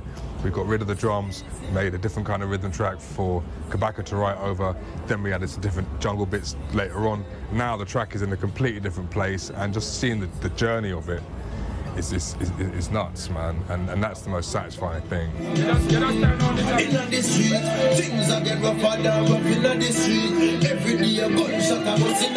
We're massively influenced for this project and always by 90s dancehall. We think that's one of the most exciting times, not just because of the lyrics and the vocals, but it was a great time in terms of production. Everything was warm sounding, and again, that music has permeated our culture and influenced what we do. We work with some ridiculously sick artists. Suku as well, who's like, I'm personally like been a big fan for a long time, obviously from Ward 21 days. So to do a track with him and hear his voice was ridiculous. I think we were blown away by the young kid, Blue Go. Yeah, this no man like chase them from England. Cola strap and panic ground and man a drop. This make well them a pick up before 1 o'clock. When time they bomb and knock in a blood and man a drop. He came and he sprayed on these tracks and it was unbelievable. What's amazing for us, what we've seen down at Big Yard, is you've got people coming down here every day just waiting for the opportunity to get in with the producer or whoever's here and to show them they've got something, show they can sing, show they can rap, show they can DJ. That hunger, that's what's so exciting about it all. Like kids actually wanting to do this. A lot of people want to do stuff because they get paid and you can feel it. But when someone just wants the opportunity to show you they can do something, it's incredible. And there's been a lot of that here. One of the dilemmas that Chase and Status have got right now is that, does this stay a dancehall album because it's working so well as a dancehall album, or do we take these beats back? And what's going to do originally was take the beats back and flip them and make them become a drum and bass jungle album. So you may even see a double album, you get what I'm saying? And I promise you, I had nothing to do with none of the beats, so you get what I'm saying? They were all created by Chase and Status, so I have to say a thumbs up going out to them, man. This I'm no game of show, I'm no Viking, this I'm no Lennox Lewis, I'm no Tyson, I'm one of them things that they can't even listen. That shit are hurting, one word of honesty, mashing up the place, bring up the place. Love it. Versus the whole thing flows is sick, man. There've been a lot of memorable things happening whilst we've been here in Jamaica. Going out last night to Stone Love's night, meeting Baton Killer on the way in. That was a surreal moment. Street parties, stack system set up, people dancing and having a good time. If you see it in its raw form like that, with new music that you've never heard before, new street music that Stone Love were playing last night, you're only going to get influenced. You know, it made us all sit there thinking, I can't wait to go back to London and start playing tunes again, you know.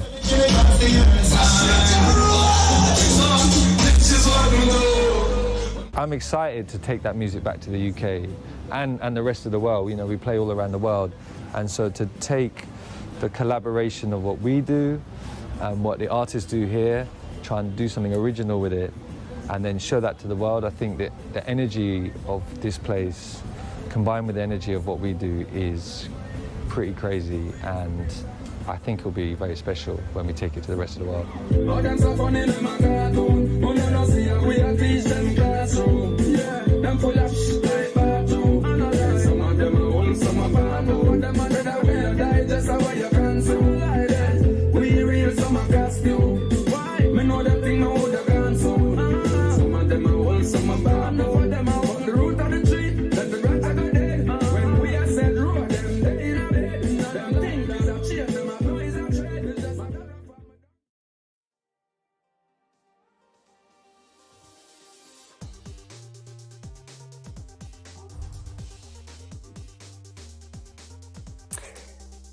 Right, next up we have Jamal Edwards, who came down to the LWE studio in London to try out the full VR experience of Tobacco Dock Virtual. He got up to all sorts, practicing his dance moves, which, by the way, Sansar tell me there are over 1,000 dance moves, so be inventive later. I've seen a few already, actually, so keep it going. We had a lot of fun making this, and Jamal looked like he had a lot of fun at TDV. So let's see how he got on. He ends up raving with a giraffe at one point, you'll see. But VR makes anything possible, so if you want to be a giraffe tonight, then you're in the right place. Some epic avatars at last night's rave. Shout out to the twerking panda, big up the Lego man, who's still here. Thanks for coming, Lego man. You all had some serious moves last night, so enjoy. Ooh.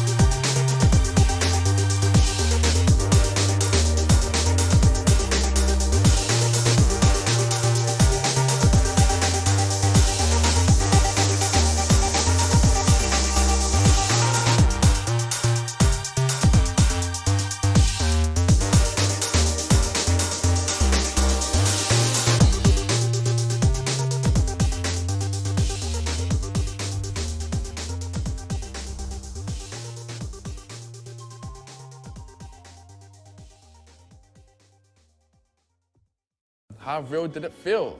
It felt very real. Pure skill. Yo, what's going on? It's your boy, Jamal Edwards. And I actually can't wait to get into the VR world of other people and be cutting some shapes in there. It's gonna be sick. Let's see what all this fuss is about, man. Whoa, shit! Hey, this is mad. I feel like I'm Raiden in Mortal Kombat. So my first experience of TDV was like an experience I've never had before. She's fully dancing. How do I dance? How am I looking? It was pretty sick. I didn't know what to expect, to be fair, but it's unreal. It's unreal. I love like the fusion between tech, music, and I think that is spot on. This guy's doing like a handstand and that. What's he doing? Like when you walk into Tobacco Dots, you walk in and you show your tickets. Like it felt so real. I'm a TDV, which is Tobacco Dot Veteran. You know what I'm saying? So it was just like nuts to actually see it in sort of a VR perspective.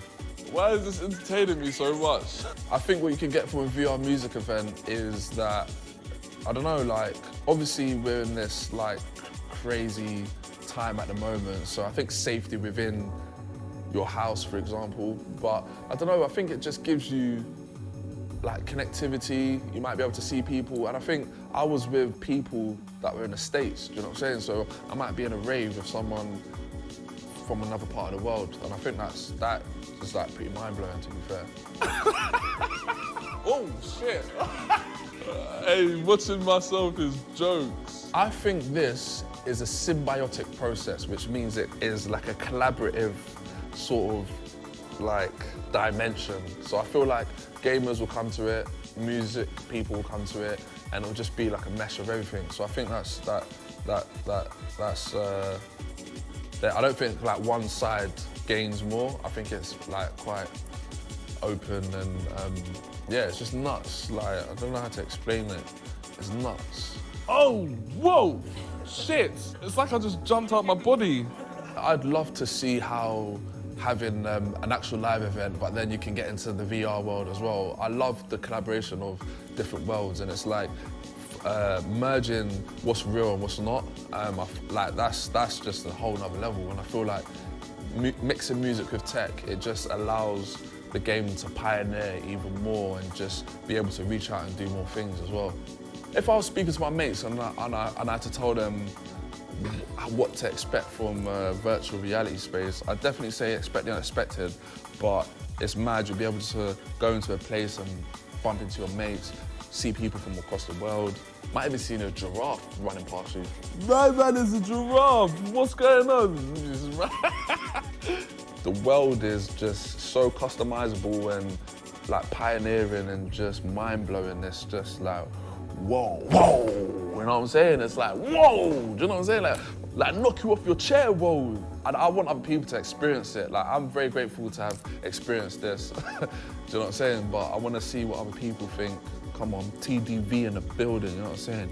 TDV, love it. I love the pioneering moves, man. Evaluate the situation, improve on it, and then pioneer. Sick.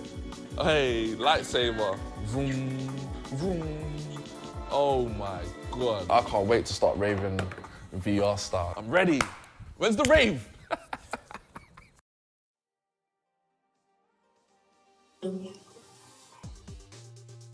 Next up, the first ever Take Note radio filmed from Tulla in Peckham in South London. Wicked little club with a perfect sound system courtesy of Function One and Sound Services. Great crew behind it and a music-loving crowd. We teamed up with So Fresh on cameras and the incredibly talented Bertie Sampson of Immersive Me on live video mixing and animation.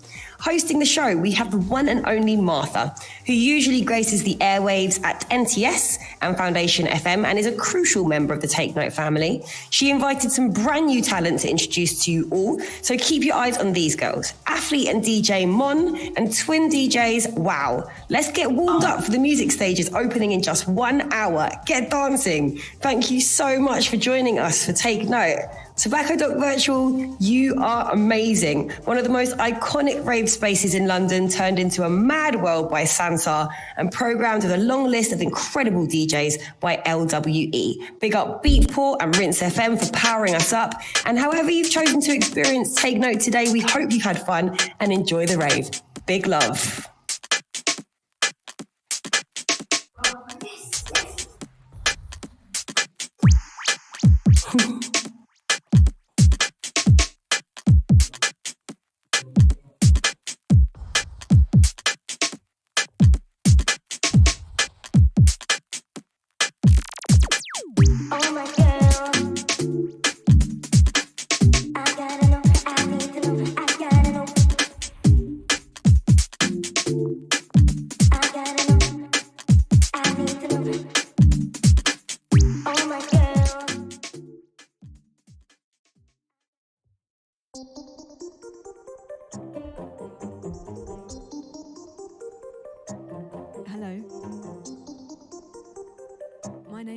And you are listening to Take Note Radio.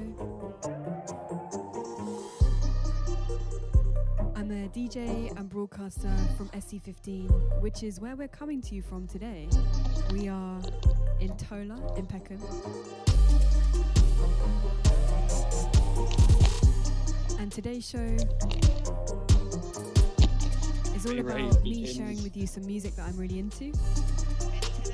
But also, I'm so excited to introduce to you two acts that I'm very, very hyped about. I'm excited, babe. We're so excited. This is the pre-rave. TS7's on in half an hour. TS7. We've got Foundation FM regular and athlete Mon.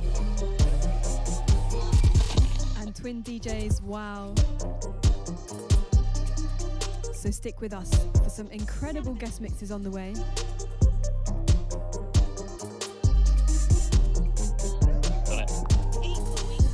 First of all though, let's start things off with this from Iconica, taken from her Hyperdub release. And this one is called Blood Tinge. I don't have that much money. I only have £32.36.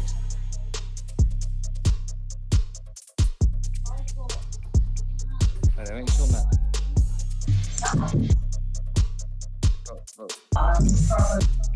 And it was like an extra pound. Are you sure I'm not like the mic's not?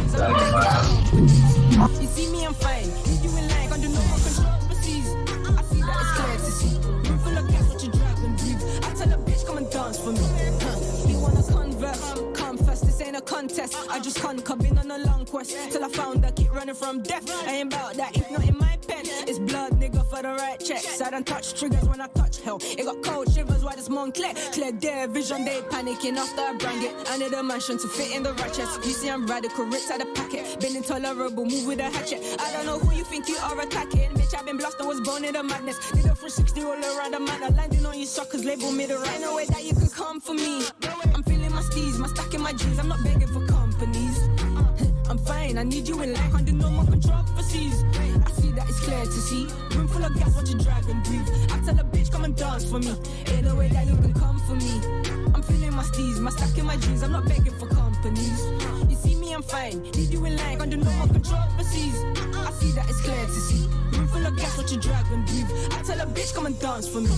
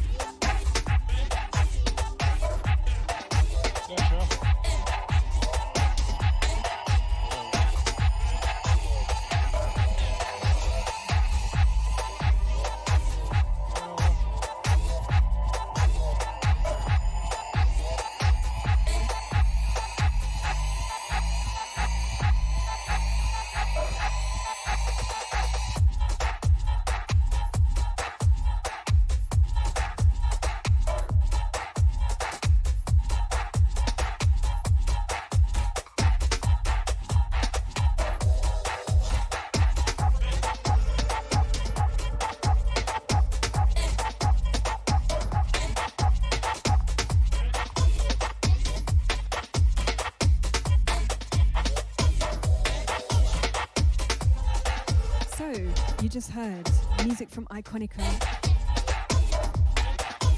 Her new one called Blood Tinge. And we rolled straight into music from Flowhio. A track called Snub, which Flowhio made during lockdown. She says she made that one when she was feeling a little bit lost in lockdown, which I feel like is something a lot of us can relate to. And we rolled straight into this from an artist by the name Endless Mo. This is called Fador, and it is released on a compilation celebrating 2 years of my favorite label, All Center.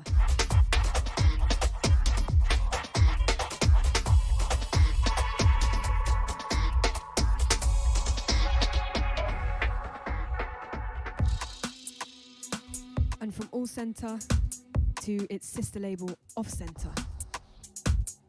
This one is Trip 6 Vivo, Backlit, and Sims all together on a track. And yeah, this is my favorite song right now. So enjoy this one. And on the other side of this, I'll be introducing you to my first guest DJ on Take Note Radio today, Mon, coming up soon. Raw, that's trip. Here with a left, right swing, don't miss. RNG, that's a critical hit. Loot box process, pack cash, win. Bag then dip, take that chance, swipe that card. If the cash ain't mine like Gen Z kids, but I ain't like you, I don't pay for skin. Raw, that's trip. Here with a left, right swing, don't miss. RNG, that's a critical hit. Loot box process, pack cash, win. Bag then dip, take that chance, swipe that card. If the cash ain't mine like Gen Z kids, but I ain't like you, I don't pay for skin. Flex like who? Library of Wonders, come Alexandra. Wait till it kicks off, come like crew. And Miley too, renegade like shoe. Out on my sight, that's a bill code blue. Lucian glide right through. I'm the big bad six and I'm eloquent, my boo. Just a rascal like I love you. Calling me grime, I'll puke. New age cats like me, just clones in the lab. Same boss, but you ain't me too. More like Ditto when they distribute. LOL, I'm amused. Never play safe, unknown pursued. If it don't fit the mold, then it won't peruse. But you can't rig me, cause I'm just too crude. Raw, that's trip. Here with a left, right swing, don't miss. RNG, that's a critical hit. Loot box process, pack cash, win. Bag then dip, take that chance, swipe that card. If the cash ain't mine like Gen Z kids, but I ain't like you, I don't pay for skin. Raw, that's trip. Here with a left, right swing, don't miss. RNG, that's a critical hit. Loot box process, pack cash, win. Bag then dip, take that chance, swipe that card. If the cash ain't mine like Gen Z kids, but I ain't like you, I don't pay for skin. Drip like me, ain't PG and that's just the T. Brew too strong and the blends ain't weak. Now the dance all lit from a cocktail speech. Ooh, yeah, drop that B. Ain't unknown when you're back for tea. Might dig that, I'm a Lucian G. Go the whole 9 yards like I'm NOV. It's Trinidad, shout out midget. Like shout out who? Shout out me. Don't know that, here's a throwback sweet. Suck your mum then dad then who auntie. Wow, why this guy so mean? No sensor with a zone 2 bling. No answer when the iPhone ring. DND for the vibe I bring. Raw, that's trip.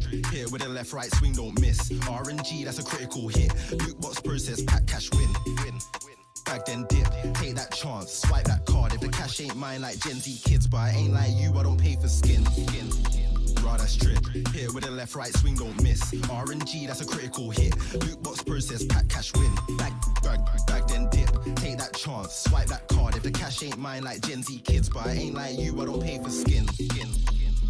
So that was Lootbox, a song by Trip 6 Vivo, Backlit, and Sims. And those are all people that me and Mon, who's my guest here, hi Mon. Hello. We run together with all of those artists in our Run Club Tempo. So Mon, I kind of got to know you through running, but yes. You're an amazing DJ, which is why you're here on the show today.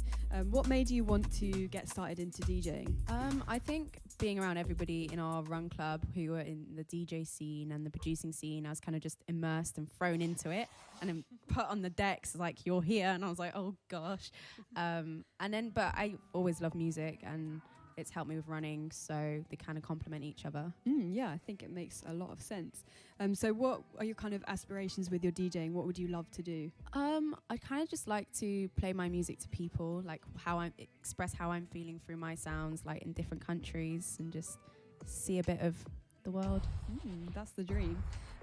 So you are going to jump on the decks for us. What can we expect from your mix today? It's probably quite high energy. It's kind of electronic mixed with a bit of hip hop, a bit of trap, a bit of multi-genre stuff.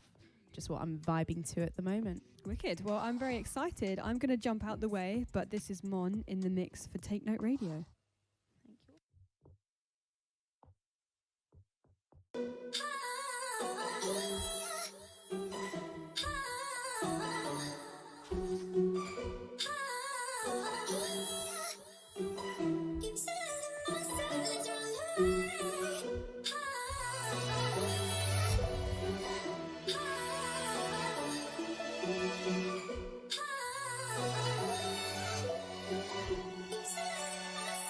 Yeah.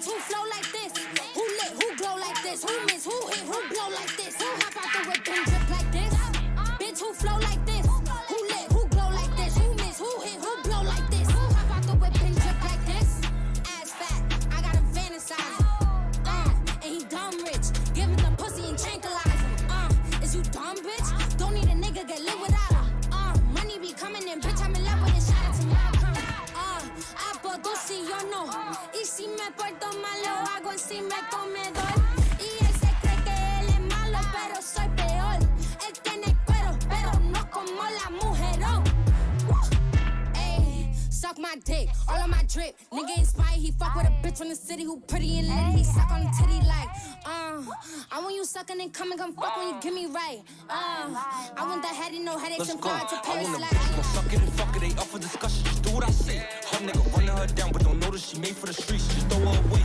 No, I ain't giving my dick to a bitch for the free. I'm a hustler, she gotta pay. I get the fast cash through the cash app. You don't like it, then go about your day. She said in trends, she don't never follow. That girl so bad, hoping that she model. Got a nigga feeling like he want a lotto. She don't spit it out, she only smile. Mama said so freaky, but she ain't the move. I can fuck with no nice bitch, showing sympathy. I like a rude. Horsepower, bitch.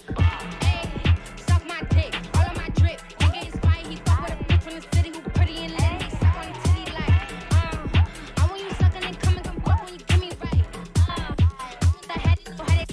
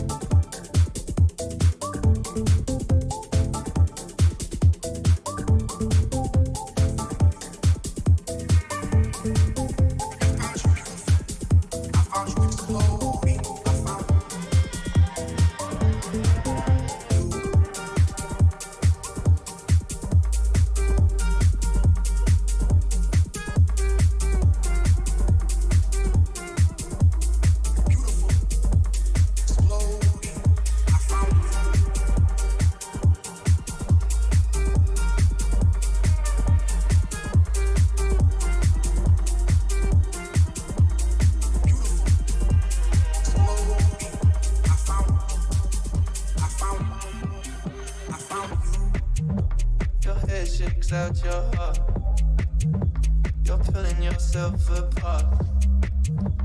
With sweat bleeding down, I found you. Hey, I found you. Look at the calm across your face. Look at the state you got this place.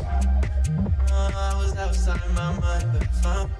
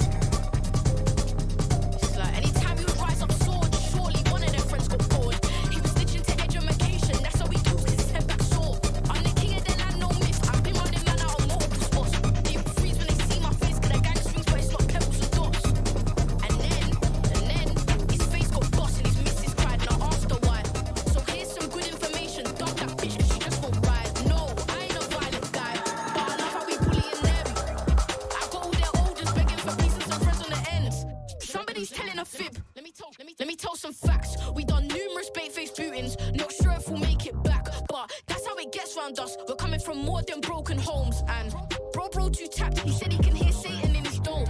More time I'm the one that did it, who's the you bro? I don't know, so ching it on the M-way like fucking bill it. I don't like them, they make me livid. And I'm wanting to get him again, sorta like the last time I got him before. But bro said it's more than an angle, so this time leave him dead on the floor. Man, them live or riding birds for these fucking beef, for these fucking leaks. And now they wanna cause some problems like I ain't done it, just bro and me. Just bro and me. They should call us Barry and Paul, cause we're brothers until we die and we're chuckling when we step with this tool. Okay, you got some scores, but that don't work. I really don't like you, man, and you hate me too, so come do dirt. But I'm betting they won't find me, cause out of your mouth is fibs, okay. And if I see you or him, then sorry, I'm doing what bro don't say. Someone got chef, someone got robbed, someone got slapped. You think you can scratch on gang and chill like that gang ain't scratching back? If we grab him doing, bro wants this pole to go right through him. I feel sick, so now it's ruined. The team's screwed if we do this human. He got boxed by me when he came too short with his mummy's tick. See me with his family, we're trying to find him like, where's the brick? Please stop blessing the beef. I ain't settling nothing with them. I want you like shit on the street.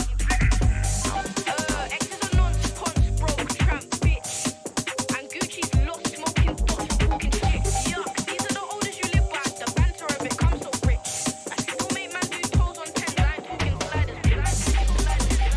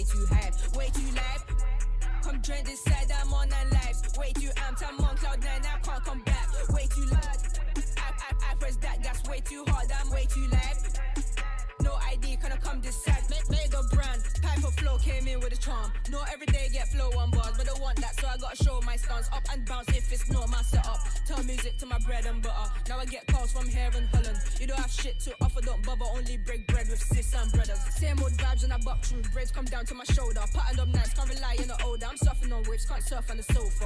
Earn my stripes, young tiger hair. Marcus Rashford with that leg. But you still gotta watch my step. Anytime's on bet, you I smash my set. You're a big man, I don't see big threat. Don't watch face, now I save me stress. You want checks, wouldn't take these steps. When I hit west, then I come back south fresh. Don't speech and I gotta go southwest. Show me the real how to hold my chest. So it's way too live and it's way too mad. Yeah, I can't come down if I'm way too high. Way too live. Come join this side, I'm on 9 lives. Way too live. Can't come back, way too live. Press that gas, way too hard, I'm way too Да live. не надо, он так вроде ловит. No ID, can I come this side, cause it's way too high. Way too live. Join this side, I'm on 9 lives. Way too out, I'm on cloud 9, I can't come back. Way too live. I press that gas, way too hard, I'm way too live. No ID, can I come this side, cause it's way too high. Way too high. Way too high.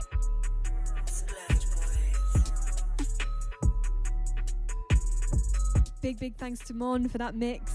Loved it. Thank you. Thanks for coming on. Where can people follow you if they want to find out more about you? You can find me on Instagram or on Twitter, really. And we'll post links to Mon's accounts in the description of this video in case you want to find her. Thank you, Mon. Thank you for having me.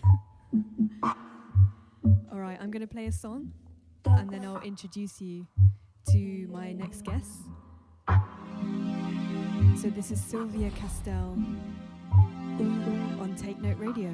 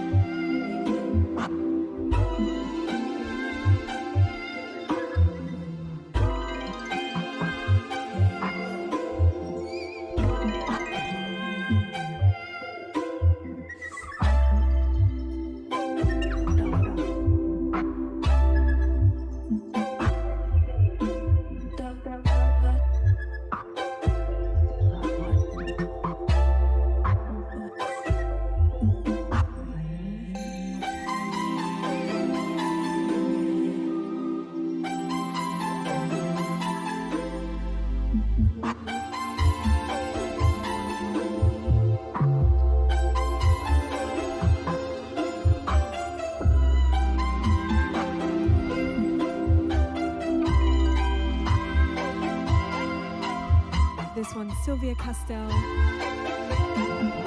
It's taken from a compilation that she's done a track for the TV channel Adult Swim. This is Take Note Radio. My name is Martha.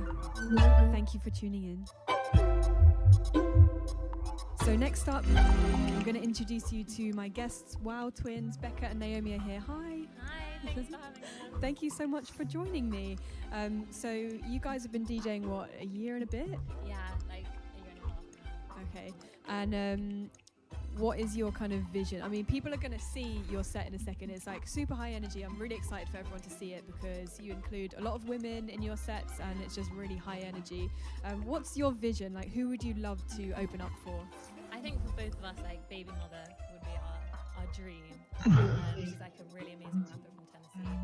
And if you could do a little set before. Народ, конечно, тусит. Okay. Бубонь, как коктейль я замутил? Нормальный вкус? Нравится? The sort of thing that the girls are into. Не. Let me Нормально. And then you can get in the mix, girls.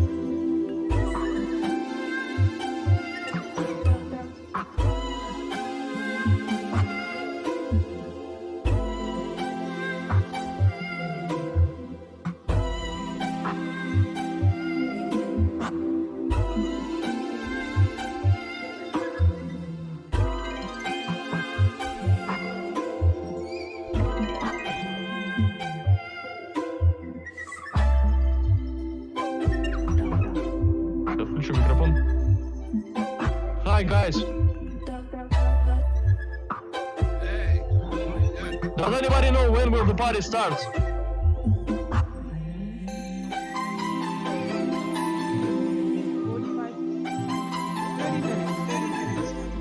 30 minutes. Thank you. Thank you.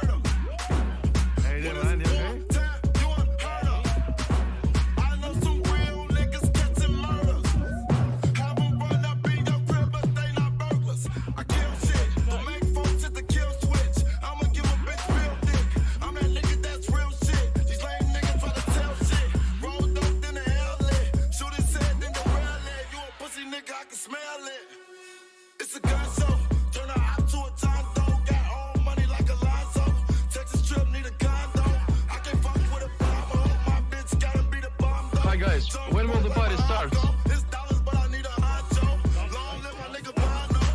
I wait for metric music, and I read that it will be in car park, but when will it start? I can see the event.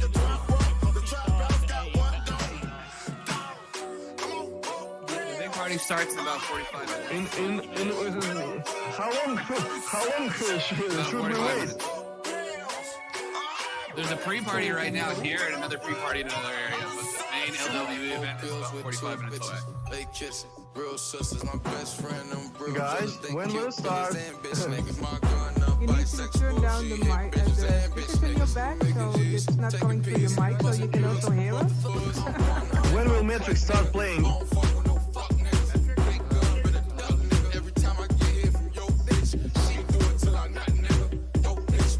There's 9 o'clock on the flyer.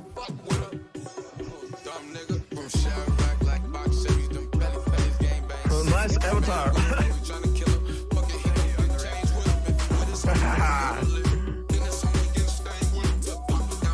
Guy, dude, do you know when Metric will start his show?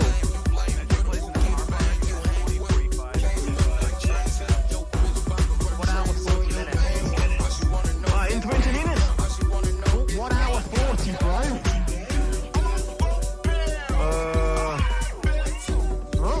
How can we get there from here?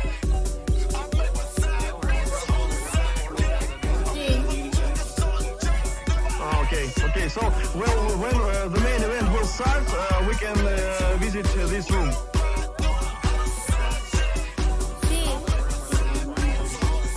Car park, yeah.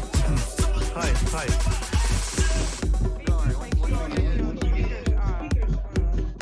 Oh, sorry, I see, just a moment, I'll shut down my microphone, sorry. No, you don't have to turn off the microphone, just the speakers in the back, or you have to lower the volume of your headphone if you're wearing a headphone. Okay, I'll use my headphones. Se están peleando, creo, en el chat este.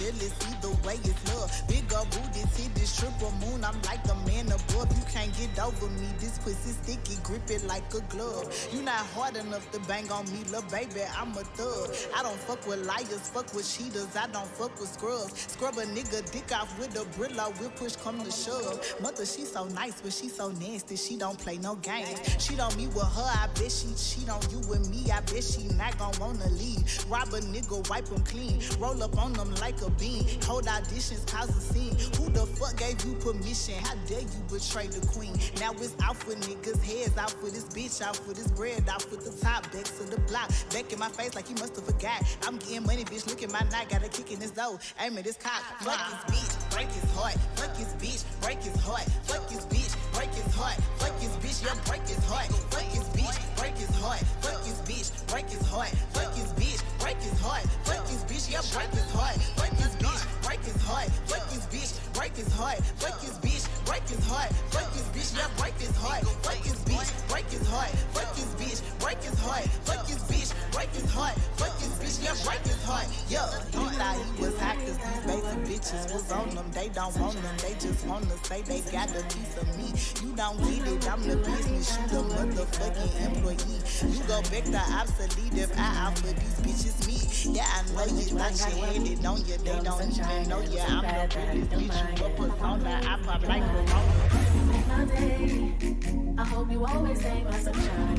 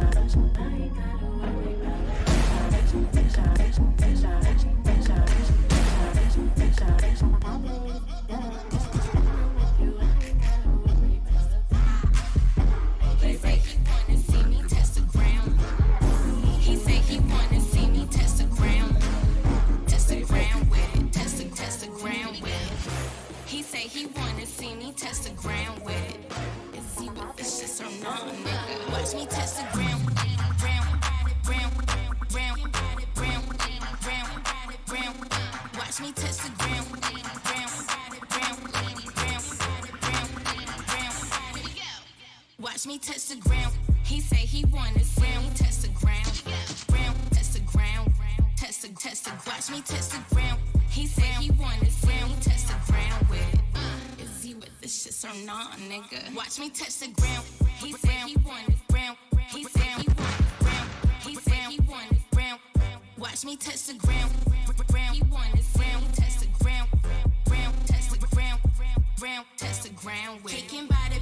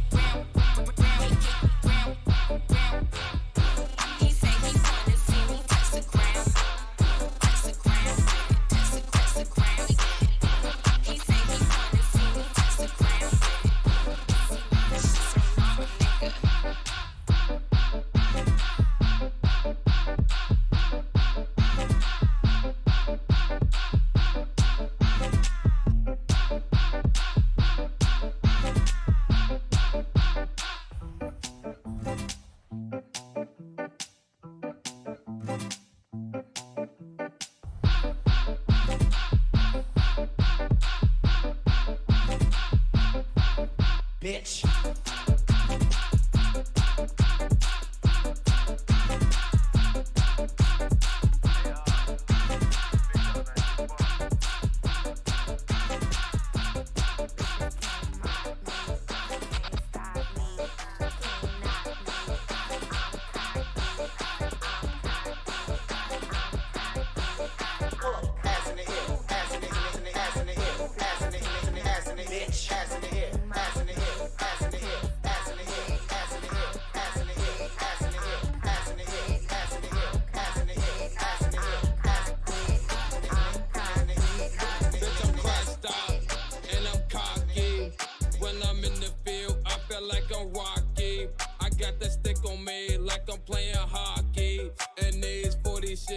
like Jeremy Shockey. Screaming fuck 12, sliding water off speed.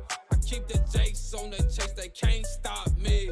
And these jerkers got me feeling like a zombie. And these backers got my pocket looking stocky. Niggas really chicken, and they ain't really with it. And you a rookie at the team, trying to cut a Winston. And rocking foreign shoes, steady trying to glisten, bliss it. And rollie on my wrist, too cocky, I can't miss. Bitches can't mock me, can't stop me, can't knock me. I'm cocky, I'm cocky, I'm cocky, I'm cocky, I'm cocky. Bitches can't knock me, can't mock me, can't stop me.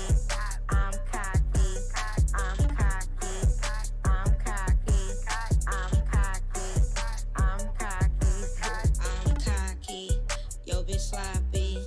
I know all these bitches mad cause they not key. I take her baby dad in a heartbeat. Bitch, I'm Queen EMP, nigga top me. Bitch, it's salty, it's insulting, it's exhausting. I'm too awesome.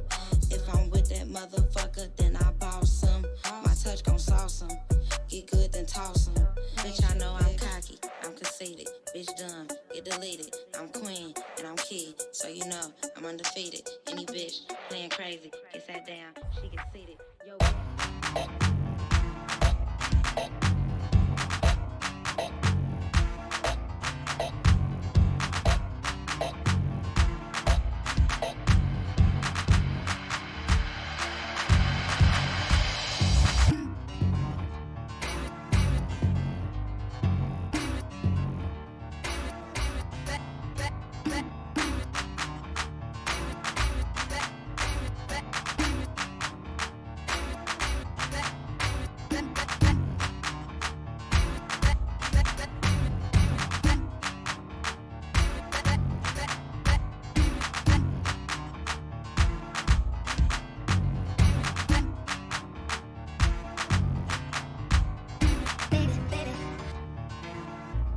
Becca and Naomi, aka Wow Twins, thank you so much for the mix. Thanks for having us. Love that. So many sounds in there. It was really enjoyable. Where can people find more of your mixes online? We're mainly on Mixcloud and we're under Wow Twins. Wicked. All right, thank you so much. That is about it from us. I'm going to play you one more song. So take this one in from AG and then I'll say bye after this.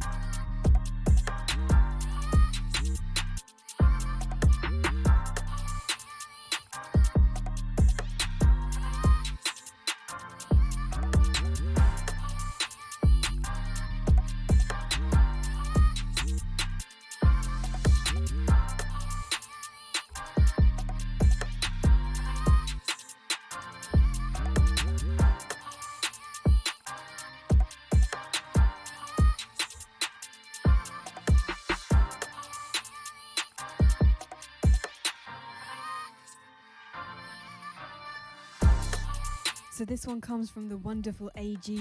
It's available on her Bandcamp. It's called Apprehension. And don't forget, if you're searching for her, it's A.G.